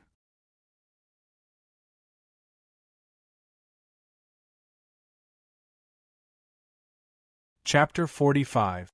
Roy's heart grew more and more gloomy as he watched the troops pass through the black swamp of the next swamp and enter the border of the wilderness. Even though he buried his worries under his calm mask, they still existed and grew with every kilometer they crossed. Was it because the Green Capital had replied that the Green Dragon was going to delay its arrival? No, that was not the case. He, Roy Brendel, was the son of a count. He did not need to rely on external forces to deal with a mere beastmen clan. After so many years of exploration, he knew the wilderness like the back of his hand. Besides, he had an army by his side. Logically speaking, he should be fearless and as steady as Mount Tai. However, tonight was an exception. Unlike the past, there was an indescribable feeling in the darkness that made his hair stand on end. It made him extremely uneasy. His intuition had always been accurate. He sensed danger, as if he had overlooked something. That was the reason for his worries. Human nobles were often paranoid, and Roy was no exception. He was an ambitious man, so he was even more sensitive and paranoid. He wanted everything to be under control. He repeatedly checked his deductions to make sure there was no mistake in his logic, but he did not know where the uneasiness came from, and there was always a layer of haze in his heart. Stay alert. He reminded his soldiers and glanced at the sky. The stars were fading away, indicating the arrival of dawn. However, the land that had lost the light of the stars and the moon would be the darkest moment of the day, and also the time when people would be the most relaxed. The eerie wind blew the shadows of the trees, making them look like ferocious living creatures. Roy felt that he was being watched by a cold and inexplicable thing that did not like him. The spellcaster beside him seemed to have noticed it too, and gripped his staff tightly. Damn it, what did I miss? Soon, he found out. A muffled clap of thunder jolted Roy out of his thoughts. He looked up at the sky, only to see dark clouds that were as thick as cotton. Suddenly, a terrifying roar came from not far away. Roy's body tensed up involuntarily, and the people on the ground were shrouded in a huge shadow. A deafening roar broke out in the sky above his head and tore the atmosphere apart like a hurricane. Roy desperately tried to stabilize the terrified wildebeest while barely looking at the sky. Unfortunately, this time he saw a hellish sight. A monster that was as dark as black smoke filled Roy's vision. It roared as it extended its sharp claws and swooped down on the army. Dragon! It was an adult black dragon. They were attacked by a dragon. The army was in an uproar, people shouting and horses neighing. Fortunately, they were not useless people, but real soldiers. Even though they were surprised, they did not panic. They were the most elite professional soldiers of the Brendel family in Kaji territory, and they reacted quickly and met the enemy head-on. The cavalry ordered their horses to spread out, and the vanguard, clad in black armor, raised their shields and drew close to each other, forming an impenetrable wall of iron. The shields were about half a man's height, and these soldiers formed a formation that was used for close combat. In close combat, the importance of defense was the most important. They spread their legs and used their shoulders to support the large shield. They wore heavy armor, and their free hand held a sharp sword. As long as they could block the dragon's attack, they would be dragged into the mud and be slaughtered. Training to fight against dragons was a compulsory course for professional soldiers in Iradia, but because the black dragon was too strong and fierce, they subconsciously used the battle formation used to deal with the red dragon. At the same time, the black dragon arrived. In Iradia's long history, almost every famous battle was related to dragons. Nothing could compare to the scene of a dragon and a human fighting against each other. In an evenly matched battle, whether it was a dragon or an army, the power displayed would be admirable. Bronze and steel shattered with a hoarse clanging sound. The sound was slow and strange, and the echoes were endless. The gigantic black dragon directly crashed in, like a meteor falling from the sky. Countless sturdy shields shattered at this moment. The soldiers on the first line of defense had their bones and tendons broken, and they howled in pain. Its power was too strong, and it made people feel like they had crashed into a mountain. The defensive formation kept moving back. "Hold the line!" Roy roared in the native language of the northern countries. The blood vessels on the warriors' hands were already spurting out blood, but they raised their shields even higher. The black dragon responded with an earth-shaking roar. With such elite soldiers, perhaps even a mountain would be able to stop them. The defensive formation was shattered in a short period of time, but the impact of the black dragon's dive also ceased to exist. It had already folded its wings. It was time for close combat. The black dragon was warmly welcomed by the unmistakable clanging of steel and the creaking of bodies. Now, it was facing the siege of a regular army. There were more than 100 people in front of it. "It's our turn now. Go and counterattack." The leader of the human warriors shouted out the order. The soldiers raised their weapons, returning the favor with swords and heavy hammers. Even further away, the archers had already finished aiming and pulled the trigger of their crossbows. Arrows that blotted out the sky and covered the earth also whistled through the air. Roar! Facing the surging crowd, the black dragon roared and opened its mouth wide. The next moment, the air suddenly twisted, and a blazing stream of fire swept through the human formation. Flames! The nerves near Roy's temples throbbed violently. How could this damn black dragon spit out flames? It was unbelievable. Wasn't that an ability that only the red dragon had? Fire was a weapon that was difficult for most creatures to resist, especially humans. Nearly 40 soldiers were instantly turned into charcoal, and even more were suffering from indescribable pain, unable to continue attacking. Ice barrier. However, the flames raged for less than 10 seconds. The roaring magical light had already swept through the bodies of the soldiers, resisting the invasion of the flames and preventing them from suffering. There was indeed a spellcaster. The black dragon's movements clearly paused for a moment. Its terrifying vertical eyes swept in the direction of the sound. It saw that not far from Roy, there was a spellcaster in a black robe sitting quietly on a workhorse.